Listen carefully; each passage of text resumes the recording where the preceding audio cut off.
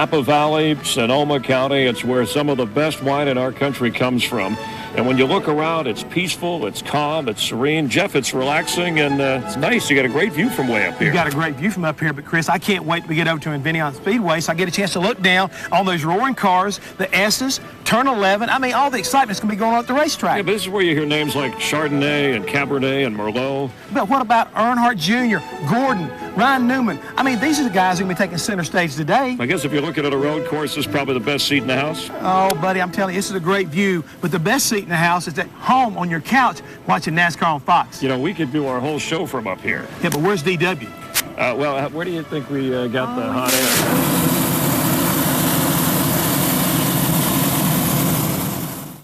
Nice to hear the Grateful Dead. In fact, one of the Dead will sing the national anthem today. We welcome you in the wine country of Northern California.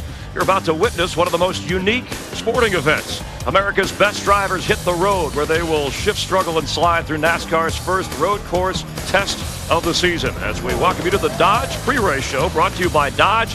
You can take life as it comes, or you can grab life by the horns. Dodge.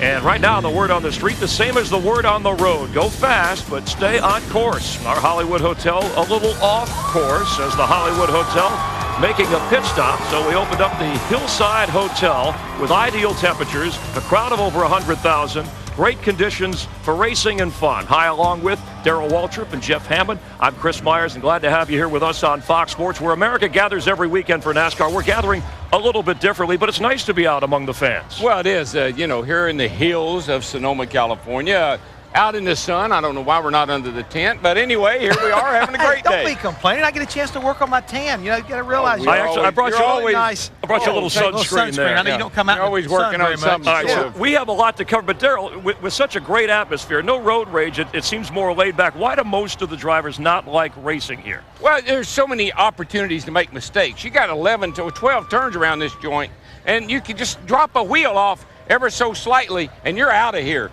So there's a lot of places you can lose on this track. There's only a couple where you can win. And there's a lot of places to watch the race from as you gather through the Hilltops. But what kind of race will fans see today? It's going to be one of those very intense type races because they just repaved this racetrack. It's very smooth and it's very quick. But as Darrell said earlier, if you make a mistake, it's compounded because of the fact the speed is there, and it's going to be very difficult to pass, so a lot of pushing and shoving. The furthest a driver has won this race from back of the pack is the 15th. We'll keep an eye on that. In fact, one driver jokingly said, I had a blast out there talking about this track basically because I really didn't know what I was doing. It's kind of like me on this show. You know, sound like us. Yes, you just go with the flow. Exactly. For all the talk about shifting at Sonoma this week, NASCAR did not shift its opinion on how races finish under caution, even though last week was the third time in the last 4 races that the yellow flag was waving at the end. According to a NASCAR official, possibility we could see the change this season, maybe as soon as after the race next week at Daytona. Also, Joe Gibbs Racing Team working on a third car for next year with FedEx coming on board as the sponsor. No drivers selected officially, but names we've heard, J.J. Yaley and Greg Biffle. So, who is, like to use the old slogan, absolutely positively going to be their driver overnight? Now, how do you expect us to know something like that? I talked to J.D. Gibbs, and he told me they haven't interviewed any drivers, even though there's a lot of names in the rumor mill, but you need to realize one thing. They are building this team. They're already got it under construction, so they know what they're trying to do. They're going to build this team in a unique way. Build it first, and the driver will come. What do you like? What do you think of that? I think Biffle's the man. I tell you why. He's not been happy at Roush. That kid could have won every Busch race. He's had an incredible car in every Cup race, but he's had a lot of problems. I think that the more he denies it, being a former driver, the more I believe it. And nice to have FedEx involved. It'll be the 11 car. Correct? Be the 11 car, right, yep. How about your thoughts on they're closer to finishing, guaranteeing a finish under a green flag, and you're shaking your head again? The fear factor goes up from a driver's perspective, and there's just more disasters. More things are going to come out of that they did not anticipate. Every rule change that's been made based on race procedure this year, things have arisen that they didn't think about, and that's going to be another one of them. Gimmick racing, that's what it is. You think it will happen? Racing. It's going to happen probably, but it's another gimmick, and I don't like gimmicks. All right, and if you look around these beautiful grounds here, you see people lining up at the different souvenir trailers and stands. Dale Earnhardt Jr., Jeff Gordon, their merchandise, the most popular, they sell out, but racing into the top 5, coming on strong. People in line for 24-year-old rookie KASEY Kahne, driver of the 9 car. No wins yet, but 4 second-place finishes, and that has fans believing that he'll soon be second to none. Coming in number 2 on the charts for the 4th time this year is KASEY KAHNE with When Will I Finally Win? Second place with the second choice. The first runner-up is, once again, the bridesmaid in second place on the inside, now running in second. And I want to present the check to the runner-up. Silver medalist. And it's not so bad for second place. And again, KASEY KAHNE finds himself so close to victory lane. KASEY, you would have been my second choice. All right, let's go down on the track where KASEY KAHNE is joining us live, getting ready to go racing. KASEY, by the way, you were our first choice for the guest on the pre-race show. Now, you've been a good sport about this. What's the best or worst thing you've heard about being runner-up so many times already? I don't know. I've actually liked it. I mean, the runner-up, I mean, it's been really cool. There's a couple we thought we could have won and maybe should have won, but, you know, that's all behind us. And, you know, runner-up's not a bad spot. Yeah, all right, 24 years old, you're on the cover of USA Today, you're in People magazine as one of the top 50 eligible bachelors. Comparisons to Jeff Gordon already, of course. We've talked with Ray Evernham about that. Do you like that responsibility, and how much will a win go to help push you more in that direction? Well, I think a win will go a long ways. You know, we have a great race team. Our Dodge dealers team's really good. Tommy Baldwin's a great crew chief, and, you know, I look forward to keep racing with these guys and getting better every week. But, you know, the comparisons, I don't know about comparisons. You know, me and Jeff did a lot of the same type of things in midgets and sprint cars, Silver Crown, but in NASCAR, he's done a lot more than most everybody in NASCAR. Hey, KASEY, this is DW. Who ran second in the Daytona 500 back in February? I don't know either. The question is, you have the talent. There's no question about that. We see that every week. But you've got to be aggressive to win these races. Do you think you're aggressive enough to win these Cup races? Yeah, I feel like I am. I feel like, you know, late in the race we're more aggressive than the leader because it seems like we're catching them when we have run second. But it's being there earlier on and you know, being in position for a longer time, not just that final run. And you know, at Dover I think we were in a perfect spot and it didn't work. And you know, Texas we got behind on some yellow flag stuff. So I don't know. I think definitely aggressive enough, but you just got to be careful on how aggressive and you know, when you are that aggressive. KASEY, this is Hammond. It's your first trip out here to Sonoma. Who's been your coach out here? Who's done the most to kind of help you get around this racetrack? Bill Elliott by far. I mean, he helped us when we came out here and tested, and you know, just talking to him and trying to figure some of this stuff out, some things from Jeremy Mayfield, and you know, just listening to Tommy about our strategy today, just to keep it on the track and you know, be there at the end of the race.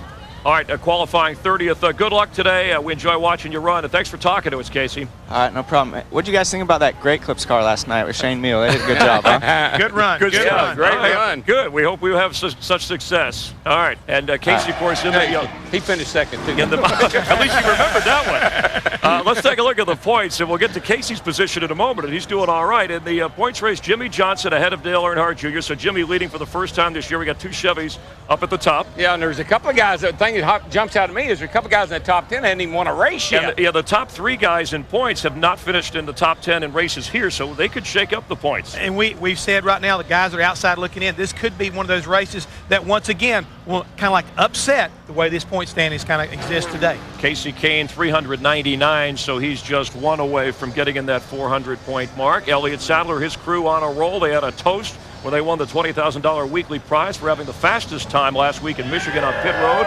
It's the McDonald's drive-thru pit championship fueled by Powerade. Sadler trailing Dale Earnhardt Jr. in the overall season-long standings. You know, speaking of Jr. and his crew, you think you know Dale Earnhardt Jr.? He advised his pit crew to go see the Michael Moore movie, Fahrenheit 9/11. He said, hey, it'll be a good bonding experience no matter what your political belief. It's a good thing as an American to go see, and you know, it just shows you that Dale Earnhardt Jr. can reach far beyond the steering wheel. Coming up, we'll return on the Dodge pre-race show. 10 laps with Kevin Harvick, and we'll talk with Jeff Gordon and Robbie Gordon. Nice to have you with us here from Sonoma in the wine country on Fox.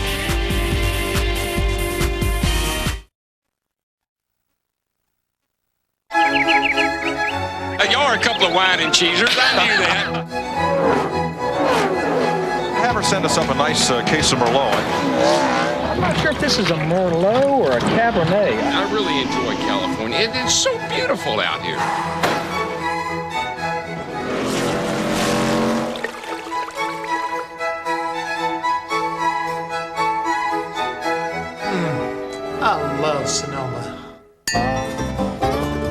right, Jeff Hammond, cool as a cucumber. Welcome back on the Dodge Pre-Race Show, brought to you by Dodge. You can take life as it comes or grab life by the horns. Dodge. A little dodgeball here in Sonoma, actually Dodge Racing. You need to get out of the sun. That's I've been in the sun too long. The Hollywood Hotel, the patio, it's nice. We have a good view from out here. And look at the fans. They can't wait for this race. Coming to you live in just a moment. The 8-mile track. They're not waving at you. Quit waving. That's right. Settle down. This track has more shifts and turns than J-Lo's wedding plans. You got it in. Right. So when we asked Darrell Waltrip to analyze the course in his hot spots feature, DW was jacked up.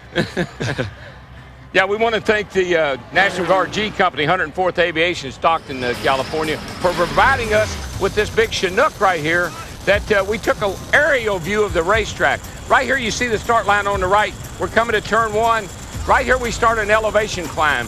We're in high gear. We're running maximum speed. You start up this hill right here. You're going to grab second gear at the top of the hill. A lot of wheel spin. Got to stay on the track on turn 2. Down into turn 3. There's a big dip.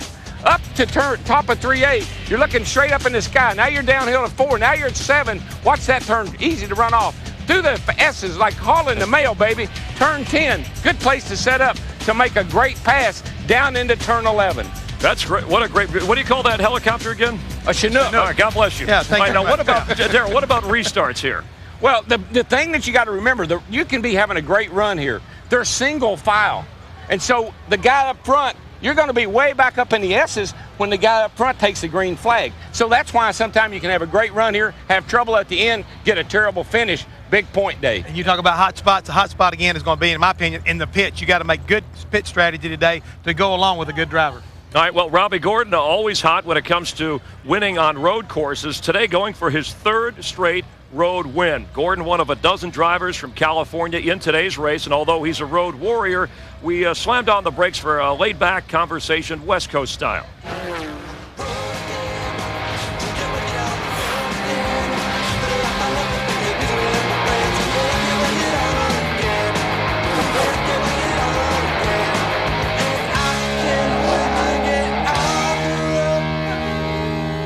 He's just got a knack for this racetrack.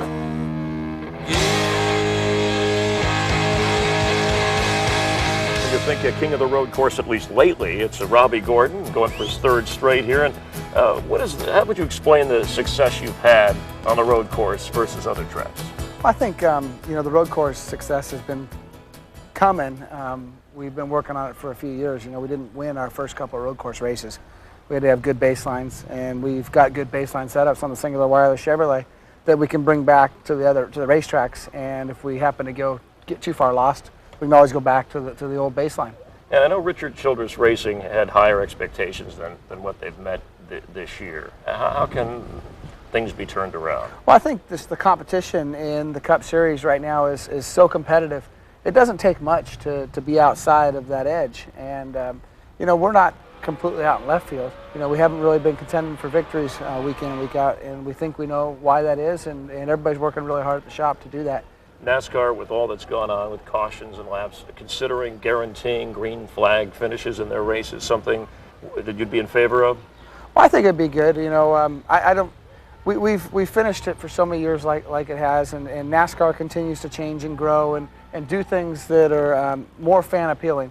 And if that's what the fans are really asking for is green flag finishes, I think Brian France and those guys will take a good look at it, and if it makes sense to them, they'll probably do it. Not worried about the danger factor there that may be increased? Oh, it's 2 to go, 1 to go. You definitely tighten your seatbelts down a little bit more, and it probably would make it a bit more dangerous, but it'll definitely make it exciting. And along those lines, you're most comfortable behind the wheel or sitting here in the sun in California. You seem to have no fear when you race. What things scare you the most? Well, I think the biggest things that fear me is not being competitive week in and week out.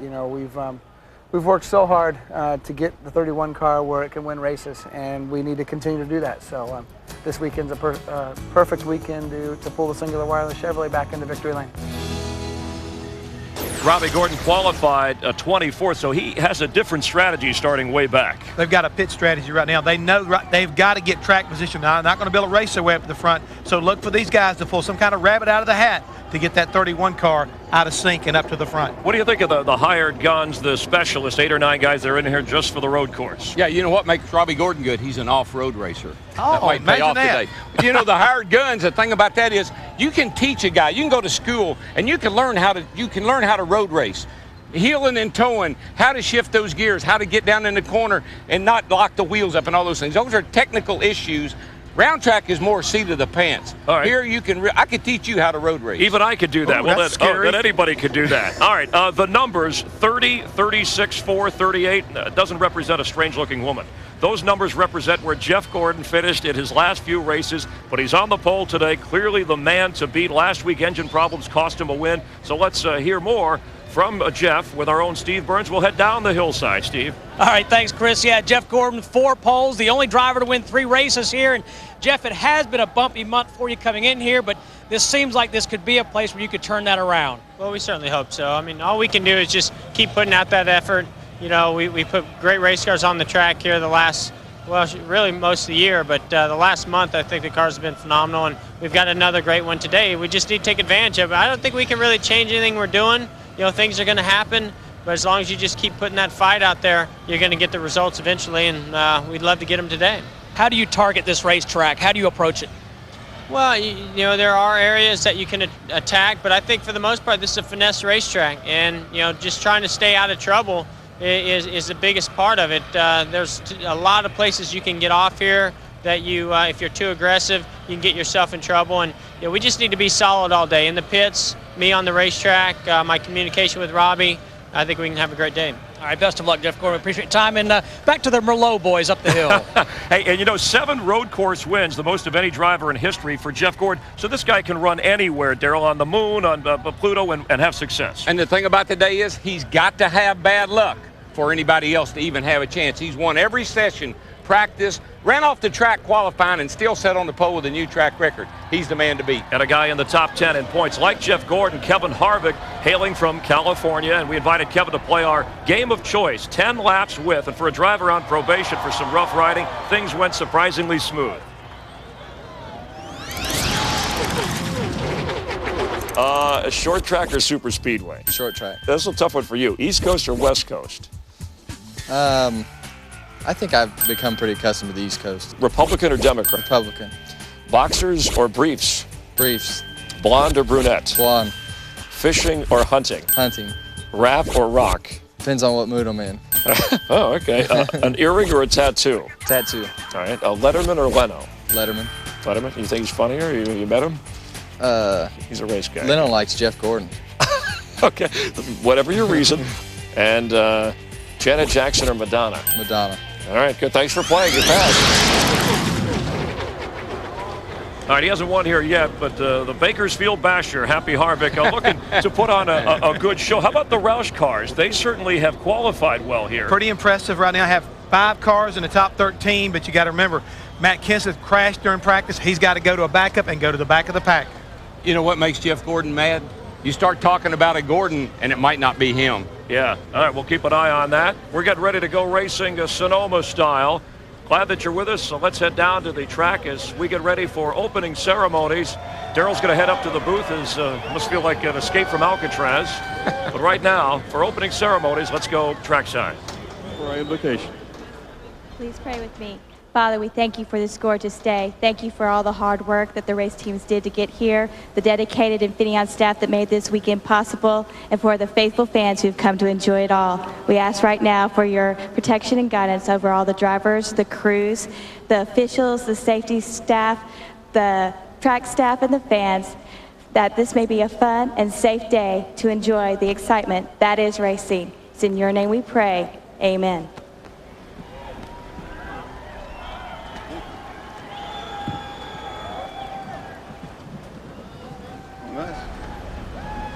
Oh, say, can you see by the dawn's early light what so proudly we hailed at the twilight's last gleaming, whose broad stripes and bright stars through the perilous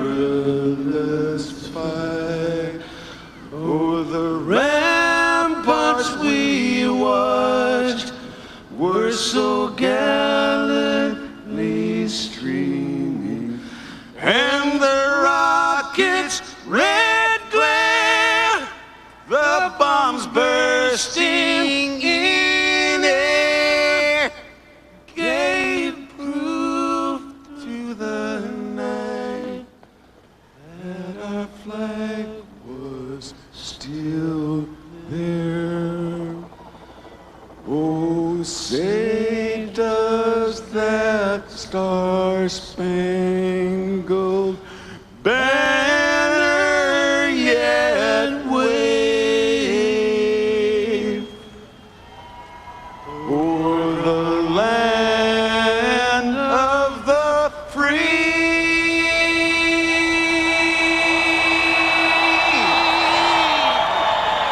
and the home of the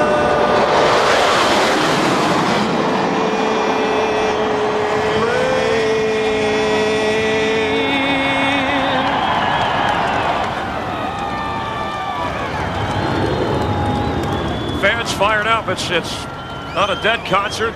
It's NASCAR on Fox from Sonoma and Infineon Raceway. And from where we are, you can see Infineon and beyond. Let's join Dick Berggren along with Jeff Gordon on the pole, Rusty Wallace right up front, and Dick Berggren was there when rust was invented. So he's never rusty, though. Dick, go ahead. Rusty's all fired up, too, as well. He should be. He is one of NASCAR's acknowledged road race experts. He has won twice here at Infineon, starting on the outside of the front row. What are your chances today, Rusty? I got just as good a chance as anybody. I got a fast car. I got a good pit crew. I'm starting up front. As long as I don't mess that part up and get off course, miss a gear, blow a motor, something like that, I think this car is going to be up in the front all day long. I feel good about it. All right, well, good luck to you. Yeah, that was quick enough. Good job. All right, Matty? Jimmie Johnson starts 34th. What's the pit strategy, Jimmie, to get to the front? Look for whatever we can do to get some track position. Unfortunately, I made one mistake this weekend so far, and I made that in qualifying and put us in this hole. But we've got a great race car. The Slows Monte Carlo's been running strong. I just need to stay on the road and look for some strategy to get us to track position because we've got a top 5 car, and I just got to get up there.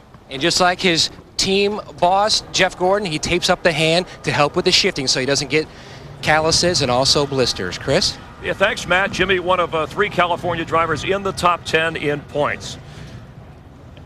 Those are the hands of Jeff Gordon, who's had such success here and has been such a successful road course racer. Participants in today's virtual crew chief polls automatically entered to win the chance to be the virtual crew chief with Team Singular at the Stock Car Race July 4th weekend. Remember, you'll see that on Fox July 3rd under the lights Saturday night. Log on to foxsports.com for the details on how you can win. Hope you're enjoying our Dodge pre-race show. In the words of that famous governor, hasta la vista, baby. I'll be back. Nice to have you with us on Fox. Some stunning pictures from across the bay in the city of San Francisco. We're about 45 miles north of San Francisco in the Napa Valley, Sonoma County, where some of the best wine in the world is made.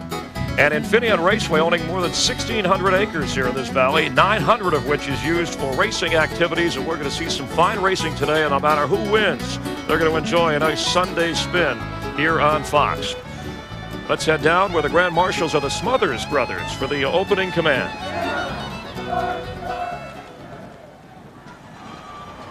That was it.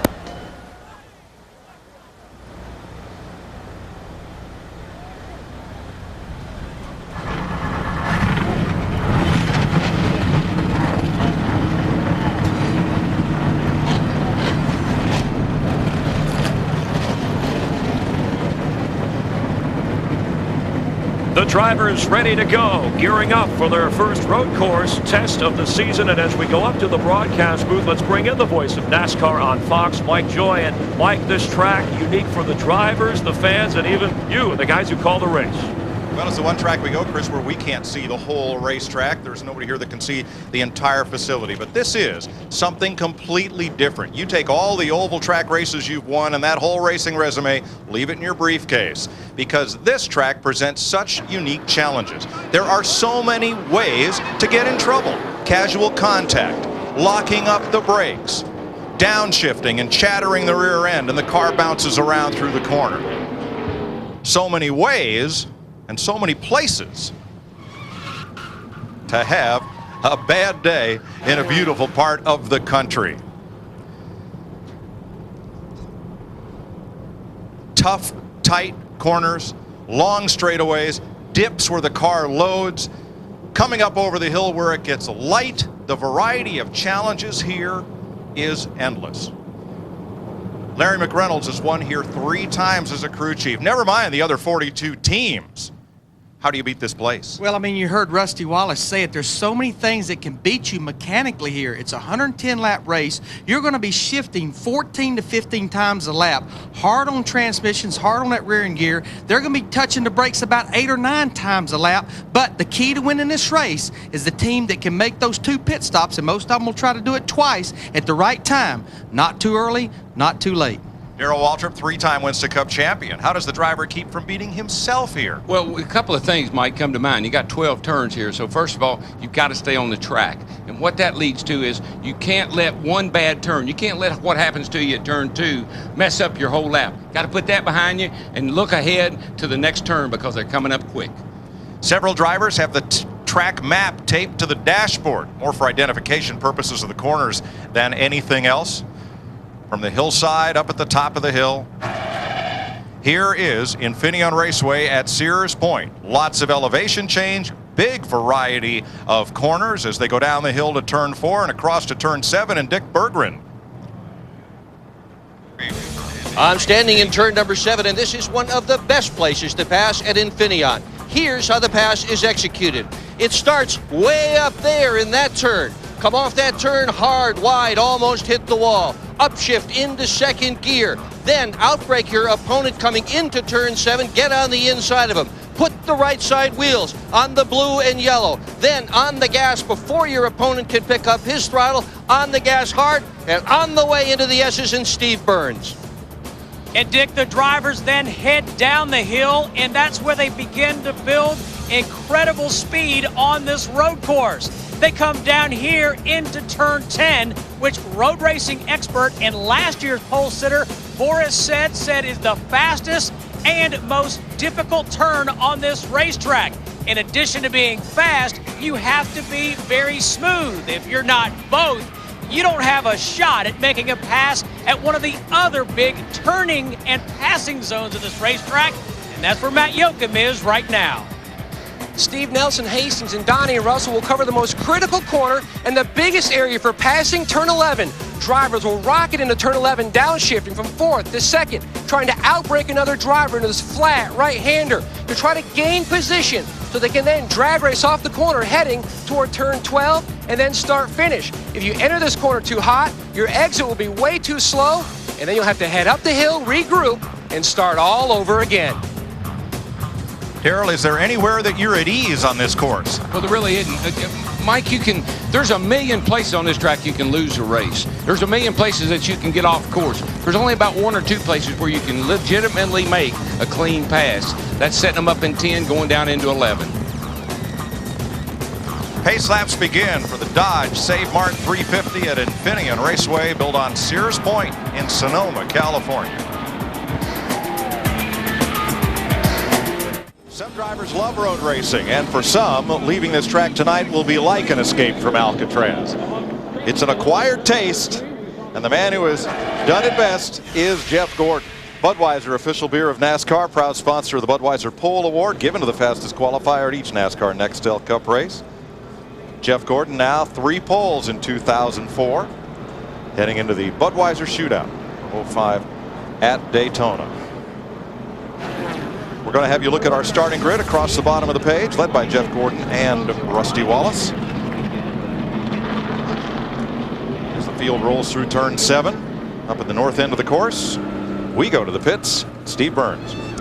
Thank you, Mike. Jimmie Johnson comes in here as the points leader. He's won 2 of the last 4 races, but this week he and crew chief Chad Canals spent 2 days of intensive road course tutelage at the Bob Bondurant School. Canal said it was the best thing they've ever done for their road racing program. It enhanced their level of competition, and it got Jimmie Johnson to look ahead. Hit your marks and look ahead to the next corner. We'll see if it works. They start back in 34th. To the editor of Speedway Illustrated, Dick Berggren.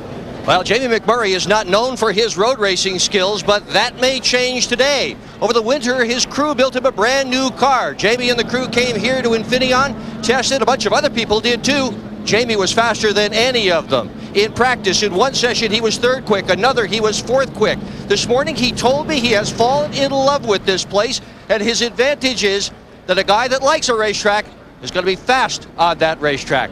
Matt Yoakum? Dick, the first road course race of the year, not only presents a change in latitudes, but also a change in attitudes, especially for Tony Stewart, who starts all the way back in 17th. The deepest any winner has ever started here at Infineon is 13. Stewart will have to showcase his talent with a mixture of aggression, but also patience. And he knows he's done it before. 2 road course wins on his racing resume. Today, he tries for a 3rd. Mike? Stewart raised quite a ruckus when he suggested, since we have to do 2 road course races a year, we should have 2 dirt track races a year on the circuit. And he's got support from Kenny Schrader and Ryan Newman and others in that quest. Maybe an impossible dream, but it sure would be fun. Darrell Waltrip, Larry McReynolds, you fellows ran hundreds of short track oval races before you ever came to a road course. How did you learn to do this? Well, it's different, Mike. Here, you've got to get the car stopped while it's going in a straight line and get off the brakes and accelerate off the turn without spinning the rear tires. It's technically different than the oval where you got to drive it down in there for all she's worth. Larry, how'd you learn to set up a car when you've got round and around and you got up and down too? Well, I think I was so fortunate to come here with drivers that understood the road course. Experience, there's just no substitute for it at a road course. And I think when you look at our first 2 or 3 rows, that goes to show. But Mike, I just want to stress, this race here, the road course at Sonoma, next week at Daytona, under the lights on Saturday night, I think this is 2 big bullets in this 26 race chase for the championship to these guys. There's that dip where the car really loads. As the cars come through there, we'll show you our NASCAR on Fox onboard cameras for the day, including bottom row center, road race specialist Boris Said driving for MB2. And that will be an exciting camera to watch all day long. He's taken the Mr. Excitement name from Jimmy Spencer. At least on road courses, he is going to be exciting. And as we were looking at that, just look how far the leader was ahead of the guys that were at the back of the field. And remember, on restarts, it's single file. A couple of other rule adjustments here. There will be no free pass, no go around for the first car 1 lap down. And there's a new flag in use, the blue flag. As you look at today's race analysis, the blue flag may be waved at any individual corner. It is not a local caution flag. John Darby instructed the drivers in their meeting. It is a be aware and take care flag. Any passing in that area is subject to the driver's discretion, and use a lot of it. Yeah, I was wondering how they're going to do the free pass. It takes 5 minutes for that cat to get all the way around and catch up to the back of the field, so that makes a lot of sense. Now for our Singular Wireless Virtual Crew Chief question. Vote now from your Singular Wireless phone by sending text message FOX to phone number 191, or visit foxsports.com to vote online and stay tuned for results. You saw that pit window, 35 to 40 laps. What these crew chiefs do, they try to run this race backwards. So I think when we get to about lap 66 or 76, make a note, that's going to be a very busy time for these teams on pit road. You couldn't ask for a more perfect day to race. There's a nice light breeze to keep the fans cool. And mid-70s, it's going to go up into the middle 80s today. Brand new asphalt at 115 degrees. I believe it's a little hotter than that out there. Having come from the mountain up there with Chris and Jeff, pretty warm out there right now. As that track temperature goes up, these cars will really start sliding around and losing grip. Well, we say it every week, but here, literally, it's time to get this show on the road. Yeah, road baby. Course, that is. Oh, yeah, baby. Well, DW, reach up there like I always tell you. Pull them belts tight. It's going to be a busy day for you, buddy. 10 corners, 110 laps. Got my hands full today, Larry. One on the wheel, one on the shifter. Boogity, boogity, boogity, boys. Let's go gear slamming. Whoa, they made contact. That didn't take long, did it? Oh, Rusty was trying to get the line going up into the... Oh, car in the wall. Turn 1. That sounded huge. No caution flag. Austin Cameron. Austin Cameron. The West Coast driver. What a tough break. And Kurt Busch in the 97, Rusty Wallace in the 2, up there in the turn 2 area. They got to the inside, got by pole sitter Jeff Gordon in the 24. He's going to try to outbrake Rusty into this braking zone and doesn't. Listen, here's what everybody out there today knows, Mike, Larry. That 24 car, if they don't stop him some way, he's a runaway train today.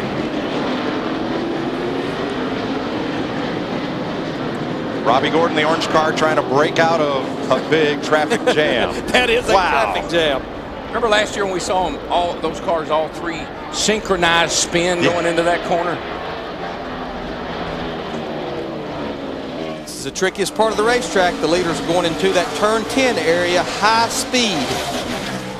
Number got off there in qualifying to the outside. Turn 11, Gordon looks inside Kurt Busch. Can't make the move. That's the passing zone right there, though. You get set up off a 10 back there, and then get a run underneath the guy coming down into 11 here.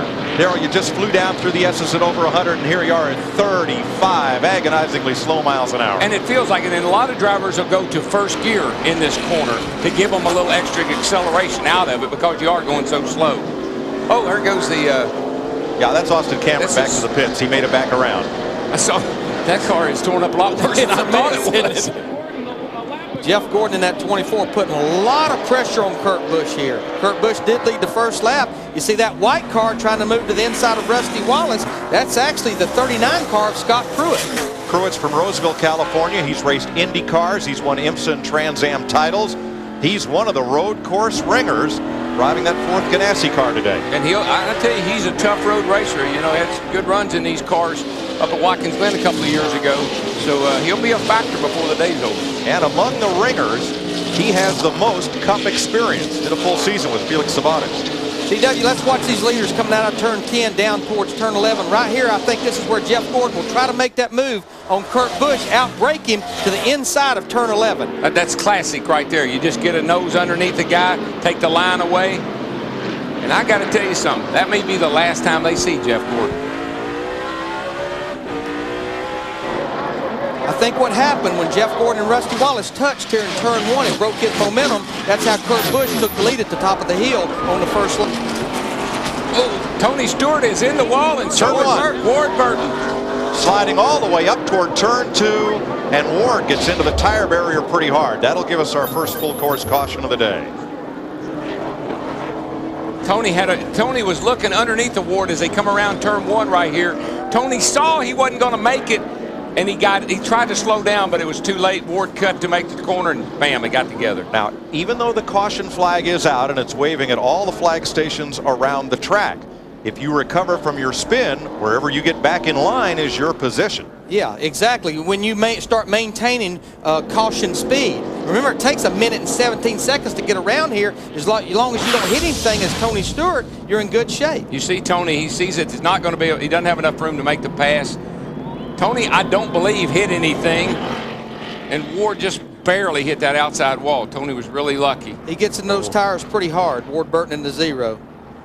Just a little bit too aggressive for the second lap of the race. Look way up ahead of Kasey Kahne here. There's the spin. Tire walls were racing's first so-called safer barriers, giving a soft landing zone as opposed to Armco or concrete. Ward Burton drives away.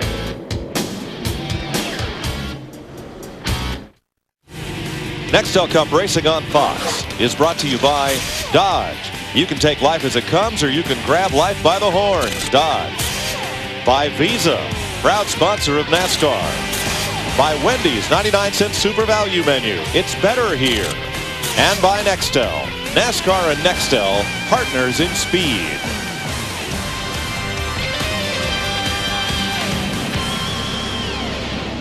Caution is out at Infineon Raceway. The Dodge Save Mart 350, 3 laps complete, a good bit of damage to the left rear of Ward Burton's car. And you know, caution flag laps here are agonizingly slow. They always have been. That's nothing new. Boy, Tony just saw he wasn't going to make he wasn't able to make the pass, and you know, he tried to lock it down and stay off of Ward, but there just wasn't enough room. It gets tight right there. It's walls on both sides, not a lot of room for a mistake. Both drivers able to continue. This track has become one of America's premier road racing circuits. Here's Dick Berggren with today's WebMD safety report.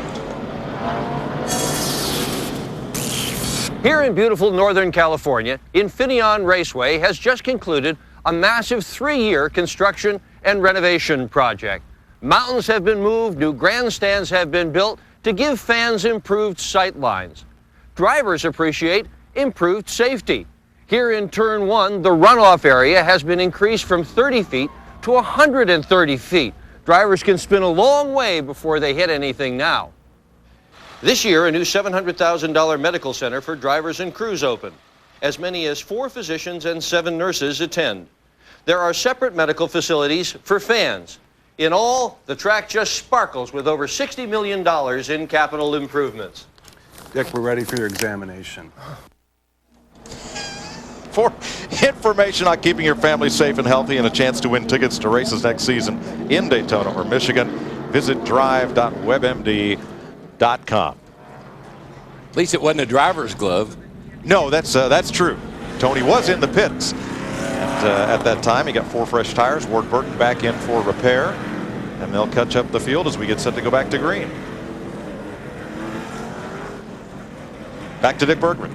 Well, Tony Stewart has got minor body damage in the right front corner of the car. Nothing really to worry about. The other hand, the 0 of Ward Burton, the left rear corner of that car is pretty damaged. He is back on pit road, and they are working on it now. The big problem is around the fuel tank. Hard to get fuel in, if not impossible, so they're trying to fix that area. That's the area where the cans go in to refuel the car.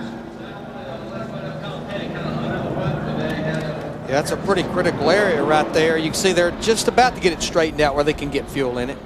Chris Myers.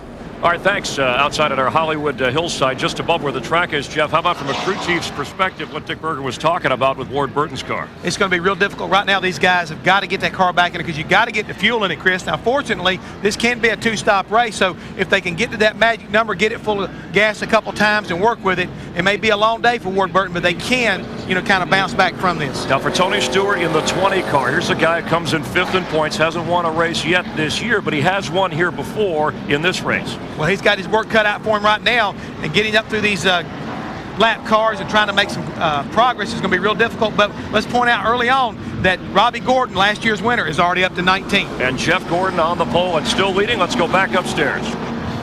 Getting set for the restart.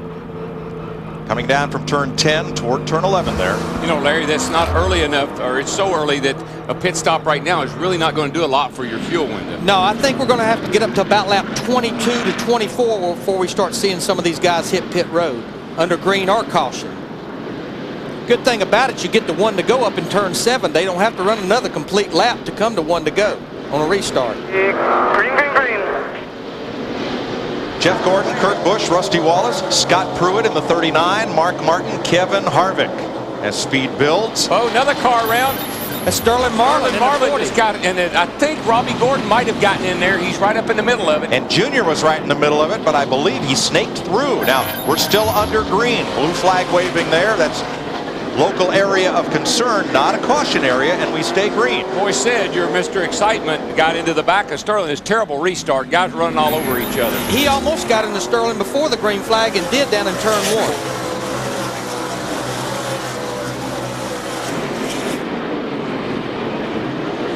Well, they kind of needed to get them all separated a little bit, so I guess that's one way of doing it. Boris Badenoff runs in 18th. Almost looked like something happened to Sterling. I mean, that was such an abrupt ram into the rear. It almost looked like something might have happened to him. Maybe missed his tip. All right, we stay green, but let's take a look here. Watch for the silver bullet of Sterling Marlin. There it goes. This happened right past the start-finish line after they took the green, going off into turn 1. There you see Robbie Gordon in the 31. I thought he was going to barely getting by. Here it is. Sterling just closed the door on Boris. Well, it's tight right there, Mike. Yep. The same thing happened with Tony there a while ago when Ward, there's not a lot of room right there, and there's a wall on either side, so you got to be right on it. It's like running into a funnel.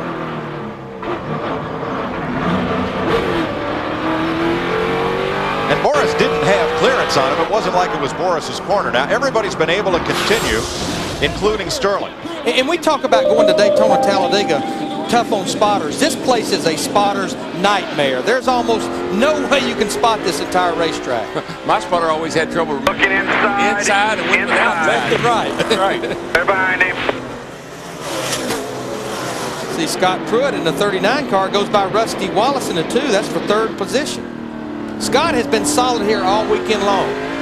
He'll give that car a good run, and I'm telling you, he'll be pretty tough. Kevin Harvick is up to 6th, Darrell. Yeah, he has a good car. Watched him in all of practice, and I was real impressed with his car, and he looked really smooth around the racetrack. Matt?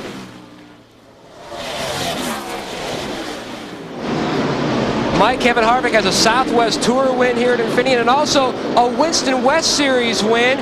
He'd like to add a Nextel Cup win under that caution. He told his team it's all good so far. He's just biding his time, being patient. And that was one of the few teams that did not test for this race, either here at one of the road courses back on the East Coast.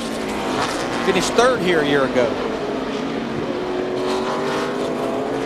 Jimmie Johnson has caught Dale Earnhardt Jr. That is the Nextel Cup point lead battle right there. I just saw a little damage on the back of Robbie Gordon's car, is just up in front of him there. Not sure what happened. Let's see if our good old camera guys can show us. Whoa! It's up there in the turn 4 area where you have a little bit of runoff room. I think Junior is flat after him. I don't know. There's something going on there. You know, drifting is such a big sport in California. The car is sliding sideways, not running on a track, but just sliding sideways. Robbie Gordon would be so good at that because I can't believe the car control he has when he's completely sideways. It's that off-road racing experience he has, I'm telling you. Steve Burns.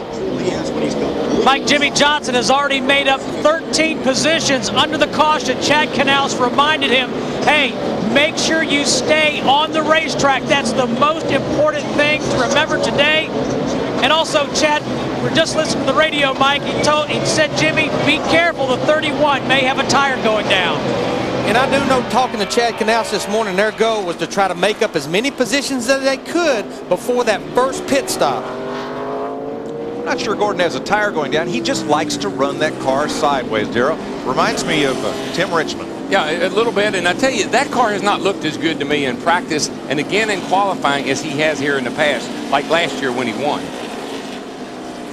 Robbie Gordon pursued hotly by Junior. See Matt Kenseth right there in the 17 car. Great qualifying run on Friday, qualified 5th, but got into a crash here early yesterday, had to go to a backup car. Then they even had to change the engines this morning, but he's up to the 25th position. Junior has spun. Oh man, he not only spun, he's caught a little bit of the wall there. He's hit that wall pretty hard, I think. Clear right there. If you hit anything, I can... He came by the last time in 20th position racing with Robbie Gordon and Jimmie Johnson. I tell you, he and Robbie Gordon have had something going on. I'm not sure what the deal is. I think they were poking on each other pretty good. Was that turn 4? I think it was, Mike. I think it was on the outside of what would have been the outside of turn 4.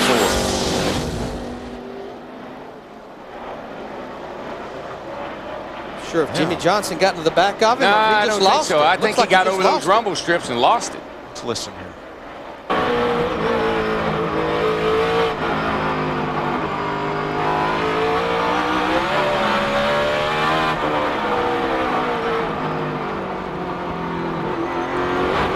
That's what happened right there. Yeah, he just got on the rumble strips. Thing jumped up in the air, and around she went.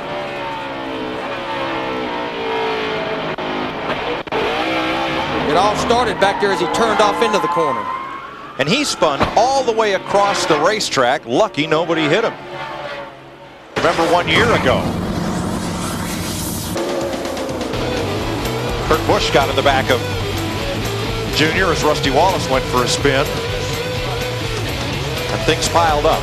Got another car there. And it's Kurt Busch in trouble now. Our second place car, he's in trouble.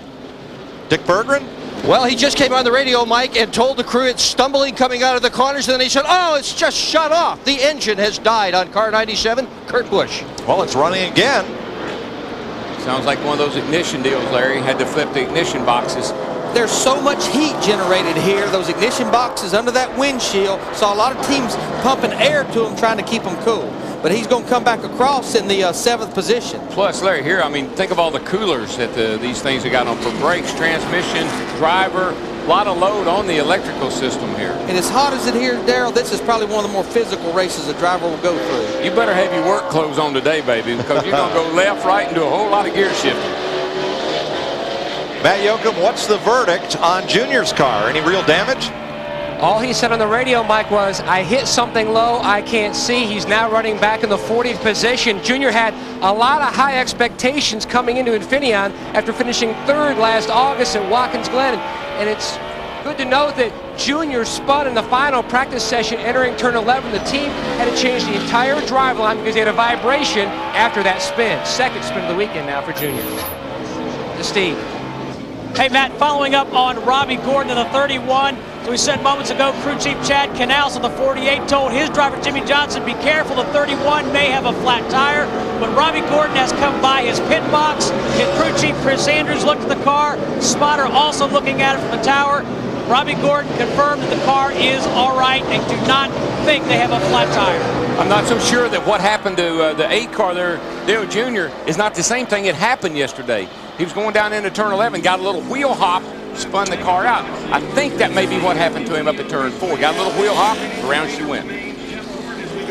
Talk about drivers quietly moving forward, and usually the first name on that list will be Bobby Labonte. The Interstate Chevy has climbed to 5th. He just passed Kevin Harvick 1 lap ago. Same thing he's been doing in the points. He has quietly climbed to the 4th position in points.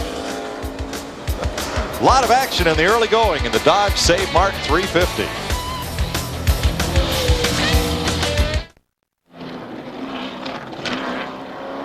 Jeff Gordon has opened up a lead. Ricky Rudd has just spun up at turn number 7 as we continue under green at Infineon Raceway. Ricky was running in the 11th position when that happened. New second place car. Here he comes at you, Scott Pruitt. Now see, you talk how good Jeff Gordon is. We don't know how good Scott Pruitt is because we don't see him race that much.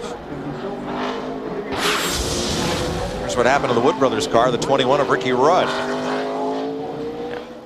Car just got loose. I believe it did. I think what happened, he run out of room, hard on the brakes, round she went.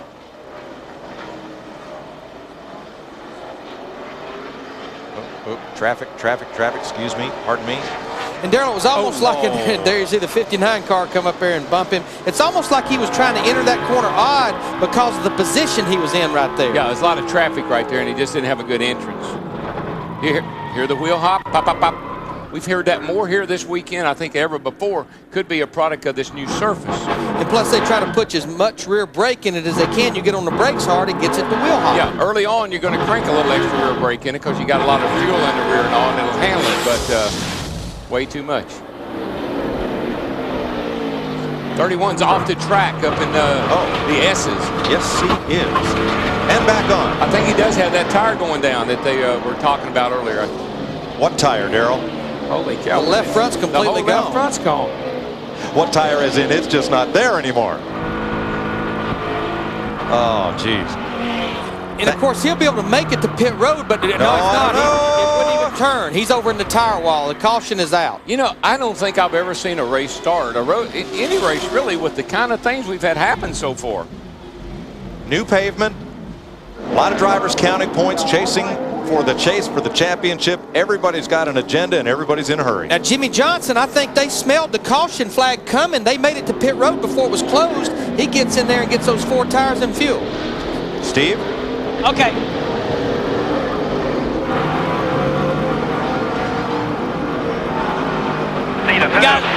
Guys, listening to Robbie Gordon, that tire saga continued, as you just saw.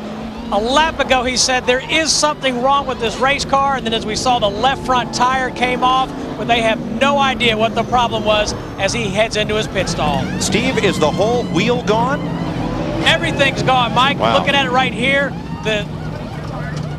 there's absolutely nothing. The brake rotor is there. I thought I saw the lug, but that's it. I thought I could still see the lug nuts on it. No, I think it's all gone, Darrell. The wheel, the lug nuts, everything off. Let's see. There he is, up right on your screen. There she goes. Oh, yeah. But it didn't appear that the center of the wheel broke out, at least what we saw right there. Which is what we'd expect. I was looking to see if there were lug nuts there. At first, I thought there was. I don't think there's any lug nuts on there, Larry. Of course, this drags about everything under the race car coming, trying to get back to pit road. Sway bar arms, everything else. No left front tire. No turn to the right. This is a great camera that BSD gave us on the front bumper, Robbie Gordon's car. Yeah, this is going to hurt. You might want to draw up a little bit right here. Couldn't get it stopped, couldn't get it turned. Second caution of the day, Robbie Gordon, last year's winner, in the wall.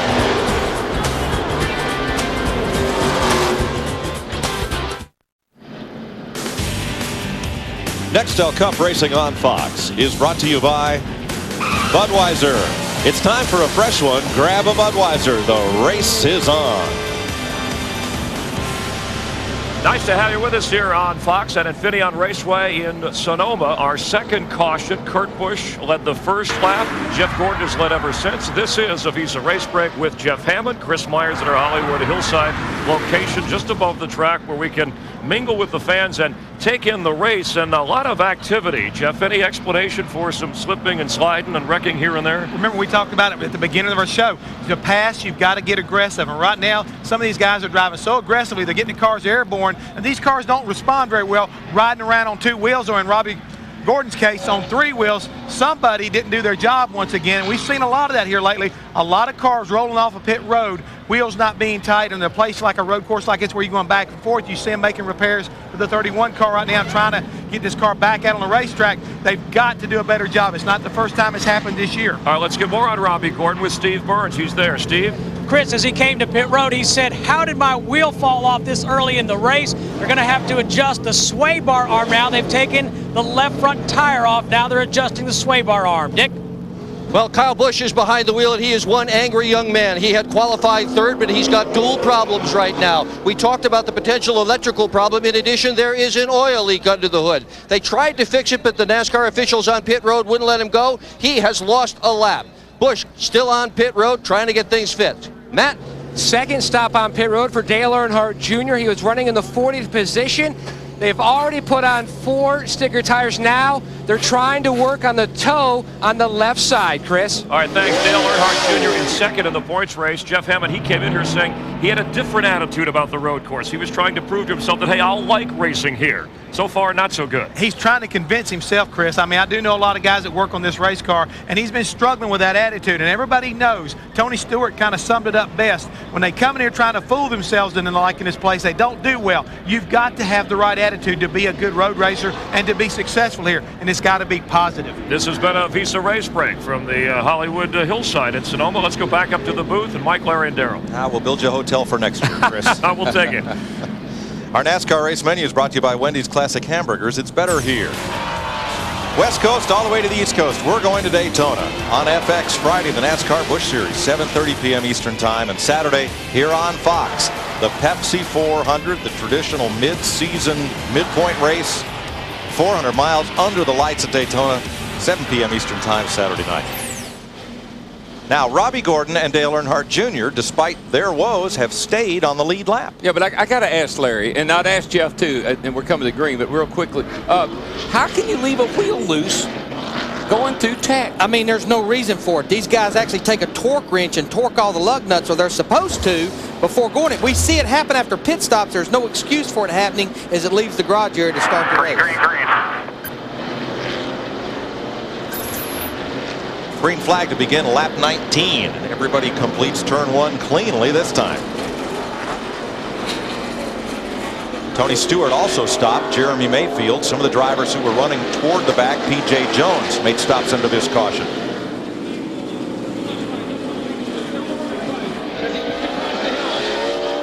Look at that downhill into the braking zone for Ford. Darrell, Jeff Gordon, he's got it in the groove. Boy, he does. The car just looks so good. It's sitting nice and flat. It's not rolling over. When it brakes, it doesn't go diving down on the front end. He's got the perfect package under that car today. Look at it. Watch the nose on the car. It stays real flat to the racetrack, even though he's going left, right, left, right. Never gets it out of shape. No. And you can't drive. When these cars have got wheels up in the air off the ground, they don't drive very good. Braking zone, turn 10, where Gordon went off at the exit of 10 during qualifying. Right there with 2 wheels, still won the pole. Yeah, it set a track record, won the pole, and basically missed that turn. Jamie McMurray coming to the inside of Bobby Labonte, who grants him room on the bottom. Kevin Harvick's going to take advantage as well. Well, you open that door right there in 11, and everybody's going to get by. It's almost like Daytona, Talladega. They freight train you right there. But of all the cars that came out here and tested over the spring, there was a lot of teams that came. All the fingers were pointed at this 42 car throughout the entire testing. He seemed to be the quickest and the best car on long runs. And the big difference, Larry, he came out here and tested with his one-race teammate, Scott Pruitt. Yeah, in fact, 3 of the Ganassi cars came. Jamie McMurray, Scott Pruitt, and a Casey Mears. People might say, well, what could a guy like Scott Pruitt bring to the table? It's all set up. It's caster. How much caster you run? The steering box. What steering box do you run? And a lot of it has to do with the brakes too. The size brakes on the front and the balance to the brakes on the rear. A lot of technical things I think they bring to the table. Dick Berggren. Well, Scott Pruitt is in a very interesting situation today, Mike. He's running incredibly well this day, but you might wonder when these ringers come in, who is going to pit the car? Well, they've got an interesting way to do that. They're taking the crew from Casey Mears' car, number 41, and they're going to pit for Scott Pruitt today. And if time permits, the guys are going to run down to Mears' car and pit him too. So he's got a good crew when he's got to come in here and change tires and put fuel in it. Thanks, Dick. Bobby Labonte to pit road. He had been backing up a bit, losing it. Ooh, 3 wide into 11. Is that going to work? But I think this is a scheduled pit stop right here. We're at lap 20. I think these guys feel like from right here they can make it on one more stop. You can pit here without losing a lap. Yeah, and Mike, Larry knows this, you got to have a strategy, and you got to stick to it here. You don't let the race conditions dictate here what you're going to do. You figure out when you need to make your stops, you make them then, because you're going to come out ahead at the end of the day. You almost have to put blinders on to your competition. Exactly. Well, you don't run it like a oval. Here you run it like it's a different kind of animal, and it is. Dick? Well, Bobby Labonte's pit stop is not scheduled. It turns out the left front tire had gone down, so they are in here pitting the car now for 4 tires and fuel, but who knows? This may work out anyhow. But depending on how far he can go on fuel, if he can run about 45 laps on fuel, there's Steve Scott Riggs in a 10-car rookie off the racetrack. This could be a positive for Bobby Labonte because he may can stretch it and make it on one stop. Especially if there was a caution right now. Absolutely. That's a negative for Scott Riggs, who had trouble at turn 4, the same place where Dale Earnhardt Jr. went off earlier. Yeah, Scott had a little trouble qualifying as well, so the road course was tough on the rookies.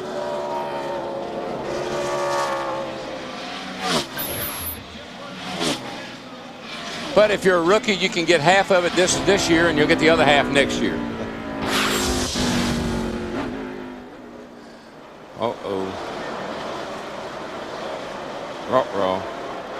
Oh, I didn't even know what happened, but I could see that coming. You could see it coming. I felt that one coming. And, of course, what we have to remember, Dale Earnhardt Jr. also has 4 fresh tires as well.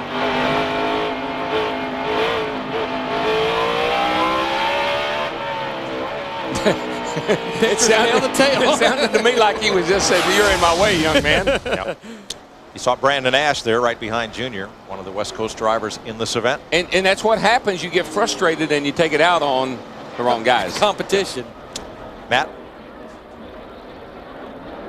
Mike, the toe was knocked out on Dale Earnhardt Jr.'s Chevrolet. He's become a big fan of road course racing. In fact, to pay back a debt he feels like he owes to Boris Said for helping him learn the nuances of road course racing, he's going to team with Boris on the off weekend after Chicago, running a Corvette in the Grand American Series right here at Infineon. Darrell, you don't suppose he was trying to knock the toe back in? No. He might have been trying to close the grill up, but he wasn't going to do much for the toe. Scott Riggs completes his pit stop, comes back on track. Jeff Gordon has a 2-second lead over road race star Scott Pruitt.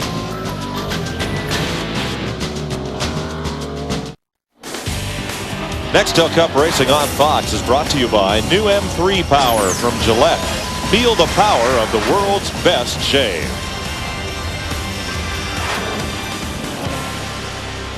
Welcome back to Infineon Raceway, where Jeff Gordon's lead now stands at 2.5 seconds over Scott Pruitt, who leads our Dodge front runners, with Pruitt second, Rusty Wallace third, and Jamie McMurray in fourth. Pruitt has 3 Trans Am championships, 2 IMSA GTO class championships. He's won the Daytona 24 Hours. He's won in IROC and the GT class of the 24 Hours of Le Mans. He won the Trans Am race here at Infineon Raceway. This is his 34th Cup start. He has a 2nd place at Watkins Glen, and he can win today. Oh, he can. He's got a great car, and boy, he's just doing a good job right now. Anybody who can stay within sight of Jeff Gordon is doing a good job. Such an accomplished road racer. You got to figure he's going to be around all day. Elliott Sadler, on the other hand, watch him come in from the left side of your screen. Here he comes. Calamity corner up here. Turn 4. There he goes. Yeah. Terry Labonte in the 5 almost gets in trouble, and Dale Jarrett in 88's coming through as well. And from suspension cam, you see Dale Jarrett lock it up to miss Sadler. See how hot those rotors get. See the tires smoking. Larry, you run so much camber in the tires here that all you're riding on is a pretty small edge of the tire. And so when you get on the brakes, sometimes there's just not enough tire patch, and it'll lock it up. Jeff Gordon has finished in the top 3 here, 6 of the last 7 races. Runner-up last year to Robbie Gordon. Here are your first 2 cars. There's the separation. 2.4 seconds now. Rusty Wallace third.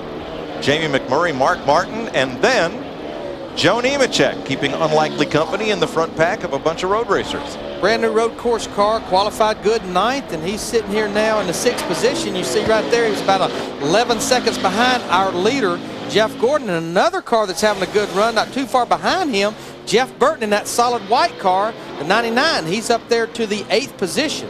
Right behind him, Greg Biffle in the 16, who had little sleep after the Milwaukee Busch race last night and no practice here yesterday. Yeah, what these guys did, they came out here and tested for 2 days. All they worked on was race runs. That way they knew what the plan was going to be on Saturday. Tom Hubert practiced the car a little bit yesterday, finished 7th last night in Milwaukee. And right behind Biffle comes Mr. Excitement of NASCAR road racing, Boris Sid. Darrell, he about hit everything but the lottery yesterday in practice. Well, he didn't start off much better today. He was trying to cash in again today when he got in the back of Sterling there early on, but he's recovered nicely. And, you know, Boris is one of those guys that get up there and give him a fit. Watch his speed. The foot action of a good road racer is a thing of beauty, I think. The heeling, the towing, working the throttle, mashing the gears, making that all work like it to perfection. I am very envious and have a lot of admiration for guys that can do that. Darrell, talk a little bit about clutch work with these new transmissions. Robbie Gordon and several of the guys tell me you never have to touch the clutch. You just bump the throttle. You brake with your left foot just like you would on a round track, and you bump the throttle, and you don't slam the thing into gear. It almost sucks it into gear when you put your hand against it. This is down there in the slowest part of the racetrack, turn 11. See how you have to really play with that throttle till you get completely up on the straightaway. Yeah, and you can see when he shifts, he's just bumping. All he's doing is just working the throttle. Doesn't have to use the clutch. Now what's really going on with these race teams right now, especially the crew chiefs, we're getting to that window right here in the next 5 to 10 laps. They will be coming to pit road for that first stop. And most of them hope it's under green, especially if you're in touch with the leader. In fact, Jim Engelbright in the 30 car, the 3rd Richard Childress car, just made his scheduled stop. Turn 4 has been the tough spot today. Drivers coming into that corner get, well, Austin Cameron, they said you got to have numbers on the side of that car when you fix it and go back out, so they do. It's a shame. It's a great kid and qualified, made the race. I was hoping he'd have a good day. You know, we talk about shifting and everything going on right now. We're hearing a report that Sterling Marlin in the 40 car, he's back in 18th position, but he has lost 3rd gear, and that's going to be awfully tricky. And you just wondered, did it have something to do with that spin a while ago? That's what I'm thinking, Larry. Probably when he spun it around, he jammed her in one of those gears, broke something. We'll have Hammond take a walk and see if he can find it. Go down there and find it, Hammond. Hurry. Get off that hillside. If you can find us a long way. Or a sky hook.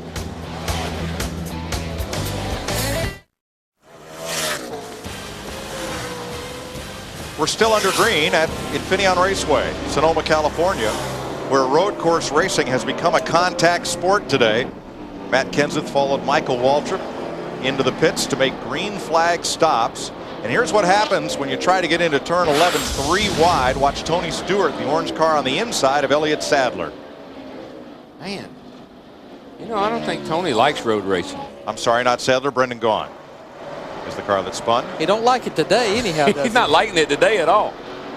Robbie Gordon gets lapped by Jeff Gordon. But I think the problem Robbie Gordon's fighting, you heard Steve Burns talk about it, and we saw those sparks when he lost the tire and wheel. It rubbed the sway bar arm off. The car is rolling over so bad, it's like he don't even have the sway bar hooked up. And that will not work at a road course. Won't work anywhere. Tough break for the defending champion of the Dodge Save Mart 350. Scott Pruitt has done a great job of hanging on to Jeff Gordon's slipstream. He's got that gap down from 2.5 down to less than 2 seconds, with Wallace 3rd, McMurray 4th, Nemechek, Martin, and Harvick.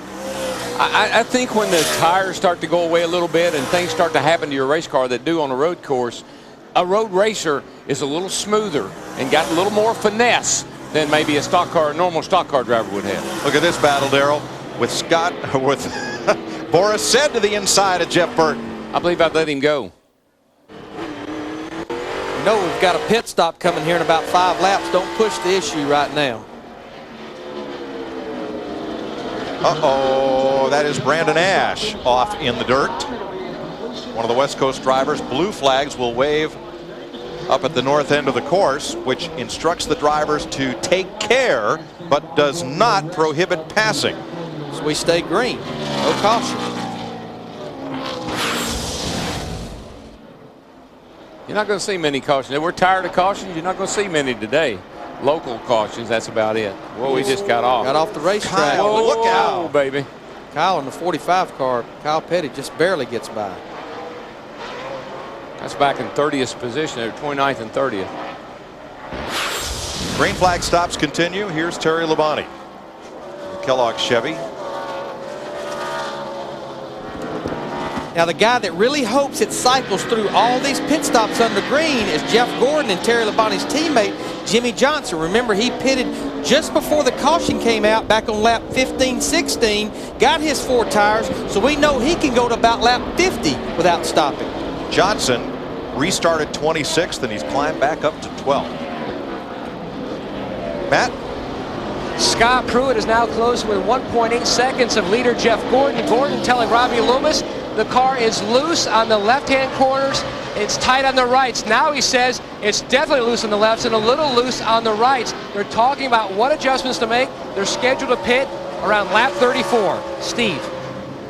Hey, Matt, Ryan Newman's having a nice run. Started 22nd. He's up into the 10th position. He just told crew chief Matt Borland that his car is balanced pretty well, but he's real tight through turn 6. He's pitted right near turn number 12, and he asked Matt Borland, hey, are my brake rotors glowing? And Matt said, nope. He went, oh, really? Sounded like he was disappointed. He's having a good run. Sounds like he's fixing to step it up and use more. I like that. But that's one of the complicated situations about adjusting your chassis during the race, since we're turning left and right. If it's loose one direction and tight the other, you can make wedge adjustments and hopefully dial both directions in. But when it's loose both directions or pushing the other directions, that can be a little more complicated. Dick Berggren. Well, Joe Nemechek is pitted. He's having a good day today. He qualified in 9th position, was running in the 5th spot before he peeled off to pit the car. This is a regularly scheduled pit stop, and a nice job done by his crew. Pit stops will move Mark Martin up to the 5th spot and Boris Said up to 6th. Tell you what, Scott Pruitt in that 39 car, he is closing in on Jeff Gordon. In fact, that last time he beat him almost 0.4 of a second. He can see him now, and Jeff Gordon can see him. Jamie McMurray peels off to pit road. There's one of his teammates, Scott Pruitt, in 2nd place and closing on Jeff Gordon. Back to Dick Berggren. Now McMurray is on his way in. Another thing that McMurray has going for him right now, Mike, is a lot of experience he had when he was a kid. He did a lot of road racing in go-karts, and his team manager seemed to think that that had a lot to do with his performance. He is having the best run of his entire career on a road course today. Crew ready for McMurray. They're going to fire 4 tires at this automobile and put fuel in him as well. Chip Ganassi looking on with 4 cars in this race. Jeff Burton also pits, and Boris Said has been in. Expect the race leader next time by. I really like the way Ganassi is approaching the Nextel Cup racing. Got this development program with the young kids that he's bringing along. Puts veteran road racers in his cars here. Smart guy. See Boris Said in the 36 car on the right-hand side. Jeff Burton in the 99 on the left-hand side. Starting to really get into the thick of these green flag stops here at lap 34, about a third of the way through this race. Scott Wimmer's been in, and here are both the leaders, Jeff Gordon and Scott Pruitt. Somebody must have told Scott, if you do what that 24 car does all day long, you might win. You'll have a good day. That's right. Rusty Wallace comes in as well, giving up 3rd place. Matt? Jeff Gordon comes to a stop, chasing his 8th road course victory. Kevin Harvick was just in. They tried tightening him up. They're going to try to tighten Gordon's car up. Air pressure and a track bar adjustment as well. They're talking about chassis adjustment on the left side. A little bit of trouble on the left front. He's down and away, Dick. Scott Pruitt, quite a good run, given that he has not been in his stock car since last year at Watkins Glen. That was in August. Crew right now doing a good job. This, in fact, is Casey Mears' pit crew that's working on the car. Steve. Ryan Newman just had his service complete, Dick. They talk about making air pressure adjustments in both rear tires and pulling a piece of tape off the grill. Scott Pruitt beat Gordon off pit road, Mike. Yes, he did. A really quick stop by that KASEY. That was a great job, and I thought that Jeff was going to get by him, but he shot out in front of him and got the lead. Greg Biffle is in. Klaus Graf is in. Elliott Sadler, Jeremy Mayfield.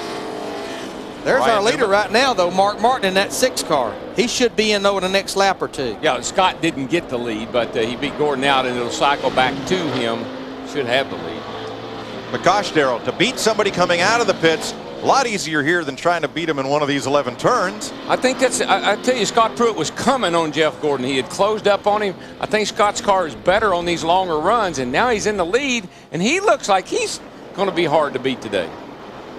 And I think the difference on that stop also, even though the KASEY group had a good stop, Scott Pruitt pitting in that 3rd pit entrance from the exit, he didn't have to worry about pit road speed leaving. He could just leave. Mark Martin in, Matt. 4 road course wins for Martin. Now, Mark was telling his team the car was a little tight, a little loose. He feels like he has a pretty good race car today. He feels also like they need to work on his race car. It needs to turn better as the 48 of Jimmie Johnson's out. It needs to turn better in the slower corners. They were going to try to fix that with an air pressure adjustment. Ken Schrader in, Jimmie Johnson rolling, and look who cycled through to the lead, Tony Stewart. Well, in fact, when I look at the top 2, it's guys that has had problems. Tony Stewart in the 20, Dale Earnhardt Jr. in the 8. But remember, they were on pit road back at lap 17. They can't make it from there on 1 stop. They're going to have to pit here soon. But remember, they already had their 4 tires and fuel earlier. Now, this is unexpected. Kevin Harvick is back in. Had the looks of a problem on the left rear, a lug nut. And I think we'll see it right here. This was the first pit stop, Matt Yoakum. Larry Mack, lug nut on the left rear. You called it. Look at the official. There you see the official pointing at it. You can't make a mistake like that and win the race here. And you can't back up. I mean, you know, you can back up and put the lug nut on, but they're still going to give you a penalty. So here's Stewart in. He'll surrender the lead to Dale Earnhardt Jr., who picks up the 5 bonus points for leading a lap.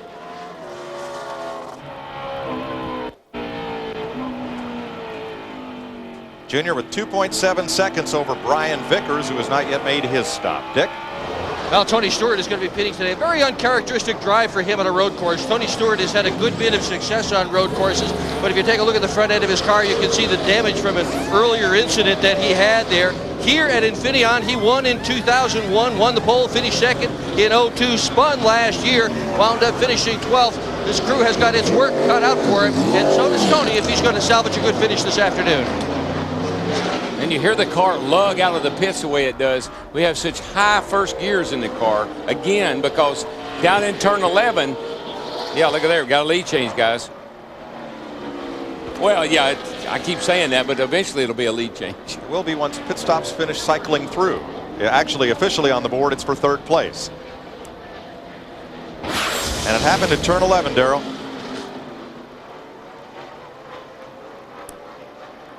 It's Austin Cameron in the 61, and then Ryan Newman in the 12 gets into the back of him. Of course, Austin is out there in the 61 car 24 laps down trying to make repairs to that car.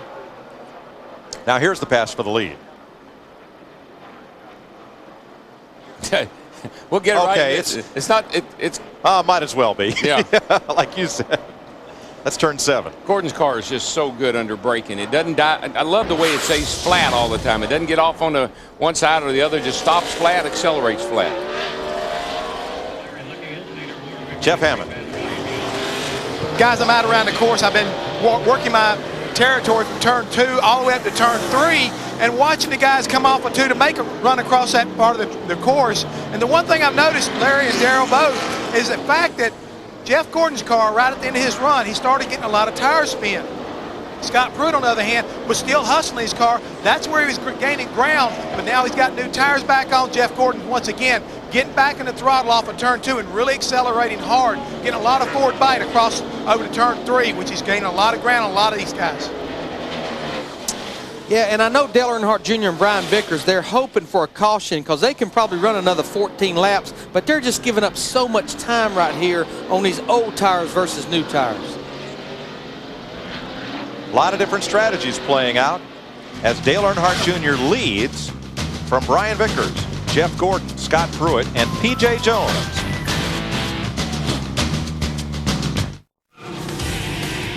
Nextel Cup Racing on Fox is brought to you by Ford Explorer, ready for any adventure.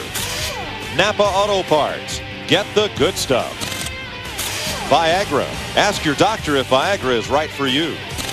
And by Taco Bell, home of the new Big Bell value menu.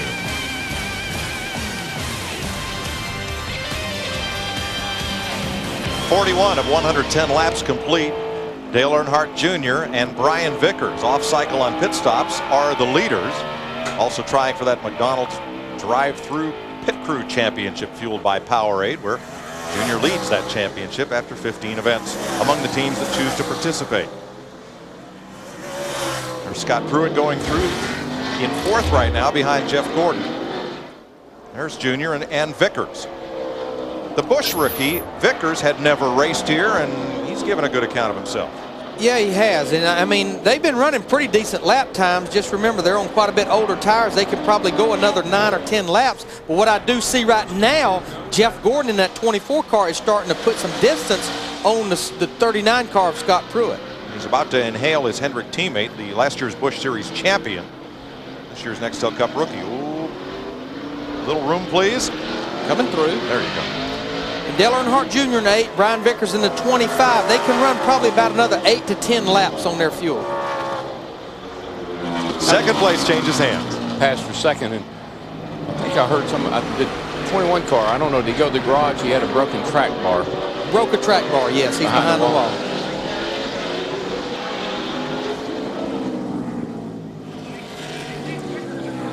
So they're 2nd and 3rd with Pruitt 4th, Rusty Wallace 5th. Jamie McMurray and Ricky Craven has climbed up into the top 10. And I think he's in the same boat as Brian Vickers and Dale Earnhardt Jr. He's one of the cars that came in earlier into one of those cautions and got 4 tires in fuel. He'll be like them. He'll have to come to pit road another 8 to 10 laps. We see Kurt Busch, who is back into the race after completing repairs. He's 12 laps down in a car that he thought had a great chance to have a top 5 here today. But I'm telling you what, going back to that 24 car, we're 42 laps into the race. He just turned the fastest lap that he has ran in this race. Yeah, those adjustments they made, that wheel spin that Jeff was talking about, they'll drop some air out of those rear tires, and that baby will come alive.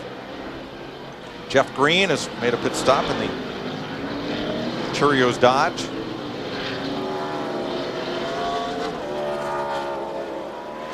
There's Gordon's speed compared to Dale Jr.'s. The gap was 3 seconds. Gordon took a 10th out of it that time. Well, Gordon's 1 second a lap quicker than Dale Jr. is right now. So it doesn't take long to catch up when you're a second faster. Great day for Scott Pruitt. When pit stops finish cycling through, he'll be the 2nd place car behind Jeff Gordon. Started in go-karts, worked his way up to sports cars, open wheel Indy cars, and had a season at NASCAR. The 10 car, he got off at turn 7, and he's been coming down through the dirt ever since, trying to stay out of people's way. He's going to be glad to get out of Sonoma, I think. So. He's had a bunch of excursions. He'll be one of the escape from Alcatraz drivers at the end of the day. Steve? Mike, Ricky Rudd just parked his car in the garage, and a 2-time winner here on this racetrack, but not today. Ricky, what's put you in the garage? Well, it broke a rear panhard bar bracket. Not really sure why. It's kind of a freak deal that goes on, and not really sure why. I knew there's something wasn't right with the car fairly early. The car would wiggle really bad under braking, and turns out it's finally broke the bracket all the way. It was half of it was broken. It was swaying around inside the car, and then it finally broke altogether. All right, the team's still working on this car to get it back on the racetrack. And going left and right, you just see Dale Earnhardt Jr. here through the S's. There's so much load back there in that track bar that holds the rear end and the center of the car hard on both brackets, left and right. Plus, we hook them up backwards here, or what we consider backwards, where it is normally on the right side. It's hooked up to the left side of the frame here. Brian Vickers gives up third place to make his pit stop. G-Mac Chevrolet.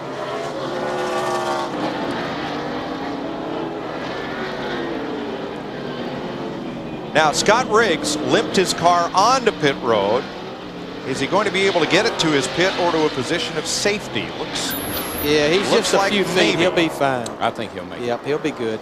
If it's running. Yeah, he's out of harm's way now. He gets right over there in that area. That's going up to the garage right there. They can push him from there. Yellow is out. Now, this is definitely a caution that Dale Earnhardt Jr. wanted to see.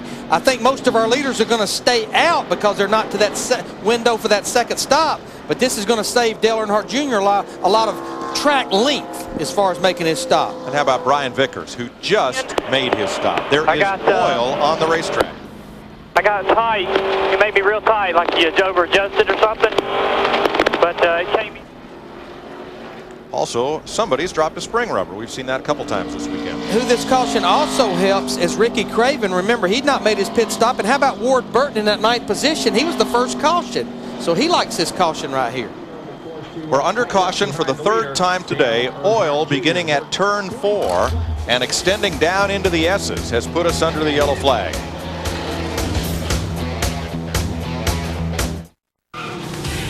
Nextel Cup Racing on Fox is brought to you by Miller. Vote Miller for president of beers. Good call. Pepto-Bismol. Pink does more than you think. Use as directed. TGI Fridays. Get a taste of Friday's fresh summer salads. Summer just got better. And by Goodyear Assurance, featuring triple tread technology. Fox, glad to have you with us from Sonoma, and the leader, Dale Earnhardt Jr., taking advantage of pitting here. The third caution of the day. The reason for the caution, oil on the track. This is a Visa race break. We'll bring you up to date as we've gone through now 46 laps at Infineon with 64 to go. Junior coming in second in points, chasing another Chevy in Jimmie Johnson, and he's on his way out. This Visa race break recapping what happened early as Tony Stewart got underneath Ward Burton of the net zero car. Both guys were okay. Stewart later came back to actually lead a lap on the race. Not so for Sterling Harlan, who had problems here after getting bumped by Boris Said. Sliding at the start-finish line, Dale Earnhardt Jr. top of turn 7 after hitting the speed bump, or the equivalent of that on this course. Having some problems, coming back to lead. Robbie Gordon trying to win his third straight road course event, and there goes the wheel. Somebody forgot something somewhere, and Robbie fell way back in the back of the pack. Two-time winner here, at least on road courses. Ricky Rudd with some handling problems and out of the picture for the moment. Jeff Gordon has been running rather well. A pleasure to bring you this Visa race break from outside the Hollywood Hotel, as we are on our Hollywood hillside in Sonoma, enjoying the scenery. And let's go upstairs under caution. There's been a lot of controversy about caution in NASCAR recently, and to get a clear explanation why we have this opportunity, up to Larry and Darrell and his other brother, Larry, or something. Mike? Well, wait, I just want to explain something. Guys, we didn't say we were going to the track bar. We said that he broke a track bar. Oh. We mentioned track bar, and look who shows up. Dick and Tom Smothers, the Grand Marshals for the race. Dick was a great professional road racer back in the early 70s and raced here. Can you believe how this place has changed? It's just grown, just like everything else in the sports media. It is the electronics. Electronics has just expanded it. It's a total experience. People are here for 2 and 3 days, and what a show. That's great to be back.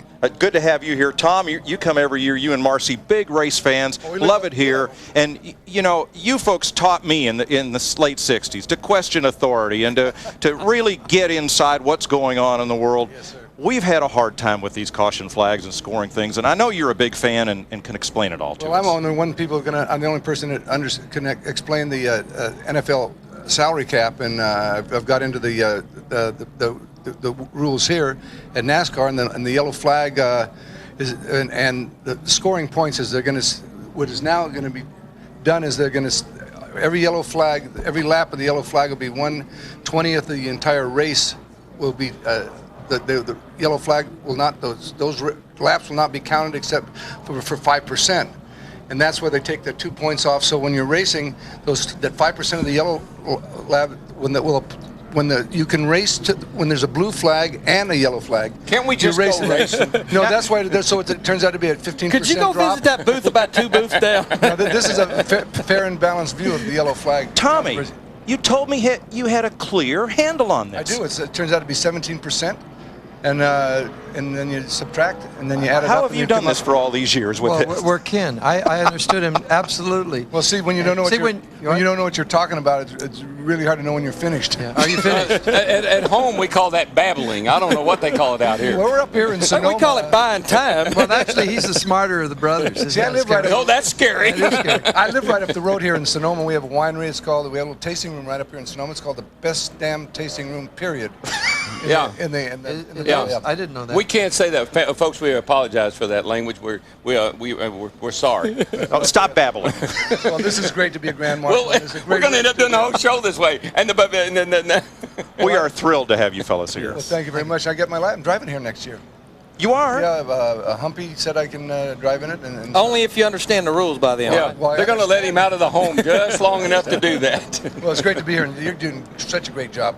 I tell you, if Fox Sports would do the Indy 500, it would be a totally different race. Fox rocks. Fox. You like Crank It Up? Oh, yeah. All right. Okay, guys. Thanks a lot. Hey, thanks for letting us. Next year, I want to sing the national anthem. I think we'll sing. We'd like to do it. I'd like to hear that. The Grateful Dead get to. The Smothers Brothers should be able to. Well, I have a theory on it. I've done it before by myself. I sing it in about 30 to 36 seconds. It's not the singer. It's the national anthem. We're Americans, and the song is the thing. Not the singer. Not the singer. That's so why. Sing it good, sing it right, and then get on with the show. The only reason we don't get to sing it is because Dickie says, "Oh, say, can you see?" And I say, "Just excuse me, Dickie, who's Jose?" I don't think I want to do it with you. Hey, the caution lights are off. We're getting ready to go racing again. Okay, we're going to go racing, right? Yes, we are. The Smothers Brothers. Thanks for joining us, Dick, Tom. I don't know about you, Darrell. I felt like I was 20 again.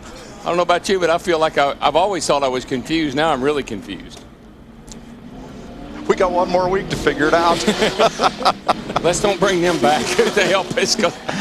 Folks, also, you can race the pros online. Our video game is only at foxsports.com. Keyword games. Jeff Gordon, Scott Pruitt, Rusty Wallace, Jamie McMurray, Joe Nemechek, then Mark Martin. We just talked about that. Brian Newman, Jimmy Johnson, and Boris Said are the top 10. Enough babbling. For the Smothers Brothers. Let's crank it up.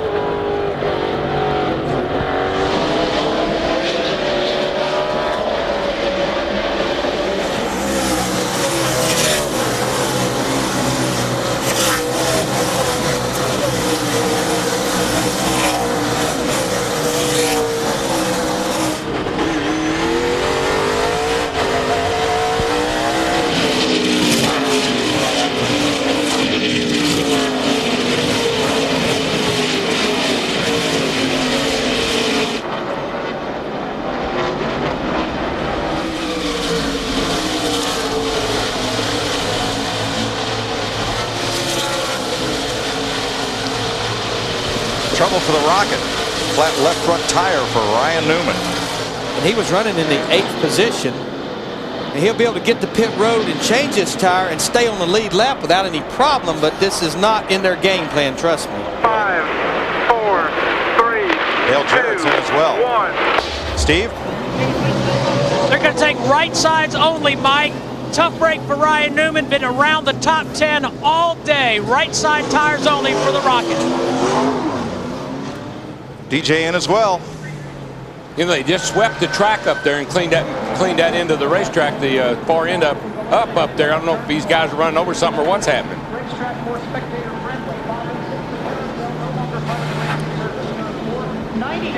Again, the leaders are just now up in turn 7, coming down through the S's, so both these cars will stay on the lead lap.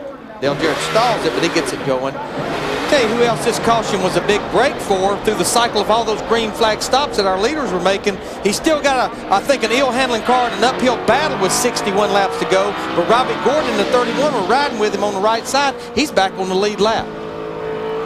He gets that sway bar hooked up. Oh, there was somebody that was in big trouble. Who was that? The 9 car coming out of the S's there. Kasey Kahne was battling with Klaus Graf, the veteran of the American Le Mans Series, who has led the 24 Hours of Le Mans in Germany. He's just ahead of Kahne in that second BAM racing car. And he's been fast all weekend. He just kind of had a miscue in qualifying the other day, just barely made this show, but he's up there right now racing in the top 20.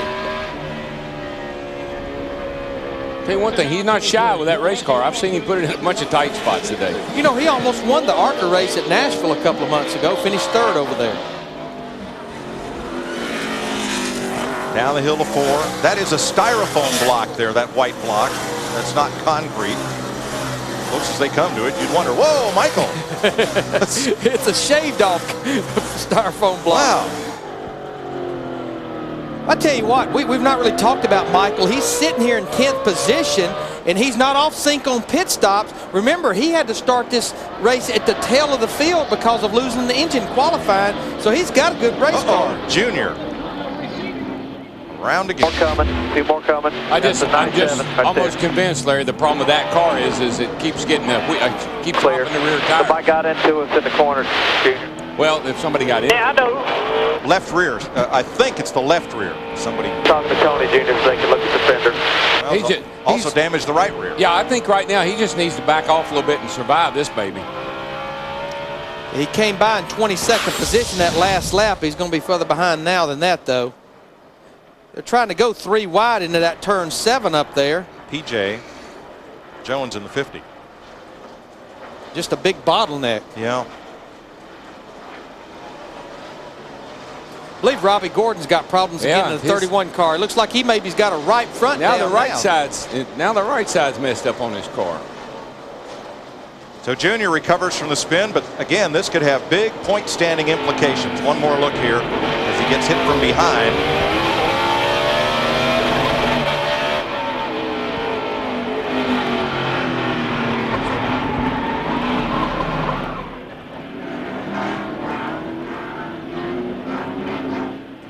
And look at here at turn 11. Tony Stewart got PJ Jones. That's about the second car that Tony has got into down there in turn 11 in the hairpin. And the 31 here, he's got a tire down the right front, and he just went by his pits. And this is the opposite side. This is not the left front as a while ago. This is a right front. Now, he knows that's out on the racetrack. Will there be a caution? You think there's method to that madness? There may very well be. See, he was trying to get the pit road right there. There you see the tire rolling across the infield. I wonder, Darrell, and maybe this view will show, could he have not made the turn to the pit lane?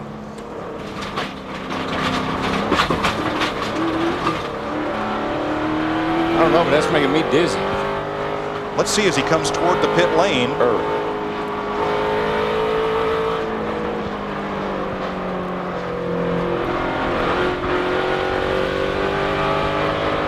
That is a great camera shot. Thanks to the guys at BST. Trying to turn, Steve. Mike, I'm listening to Robbie Gordon talk to crew chief Chris Andrews, and it sounded like he knew that he had enough time to get to pit road. Chris Andrews told him just to keep getting around that racetrack, and there you see the tire right front came off the 31. Well, he'll make it this time and go 1 lap down again. I might have gotten an argument with my crew chief about that one. I believe that's one of those deals where I'd say, I'm in. Yeah, exactly. Back to Steve. It's going to be right side tires only for Robbie Gordon on the 31. They lift it up. Robbie, listening to Robbie, he's saying the sway bar may be a problem again. They had that earlier. And they aren't going to go ahead and put 4 tires on the 31 while they're here. And they're having a problem with an air wrench to boot. The line has come loose. There's no pressure at all on that air wrench. Problems mount for Robbie Gordon. When it rains, it pours. That's about all you can say, especially at a road course. His problem started in qualifying. They've continued 2 days later. As bad a day as he's had, Jeff Gordon's day has been nearly flawless. But look at Scott Pruitt. That big bullseye is closing in on Jeff Gordon once again.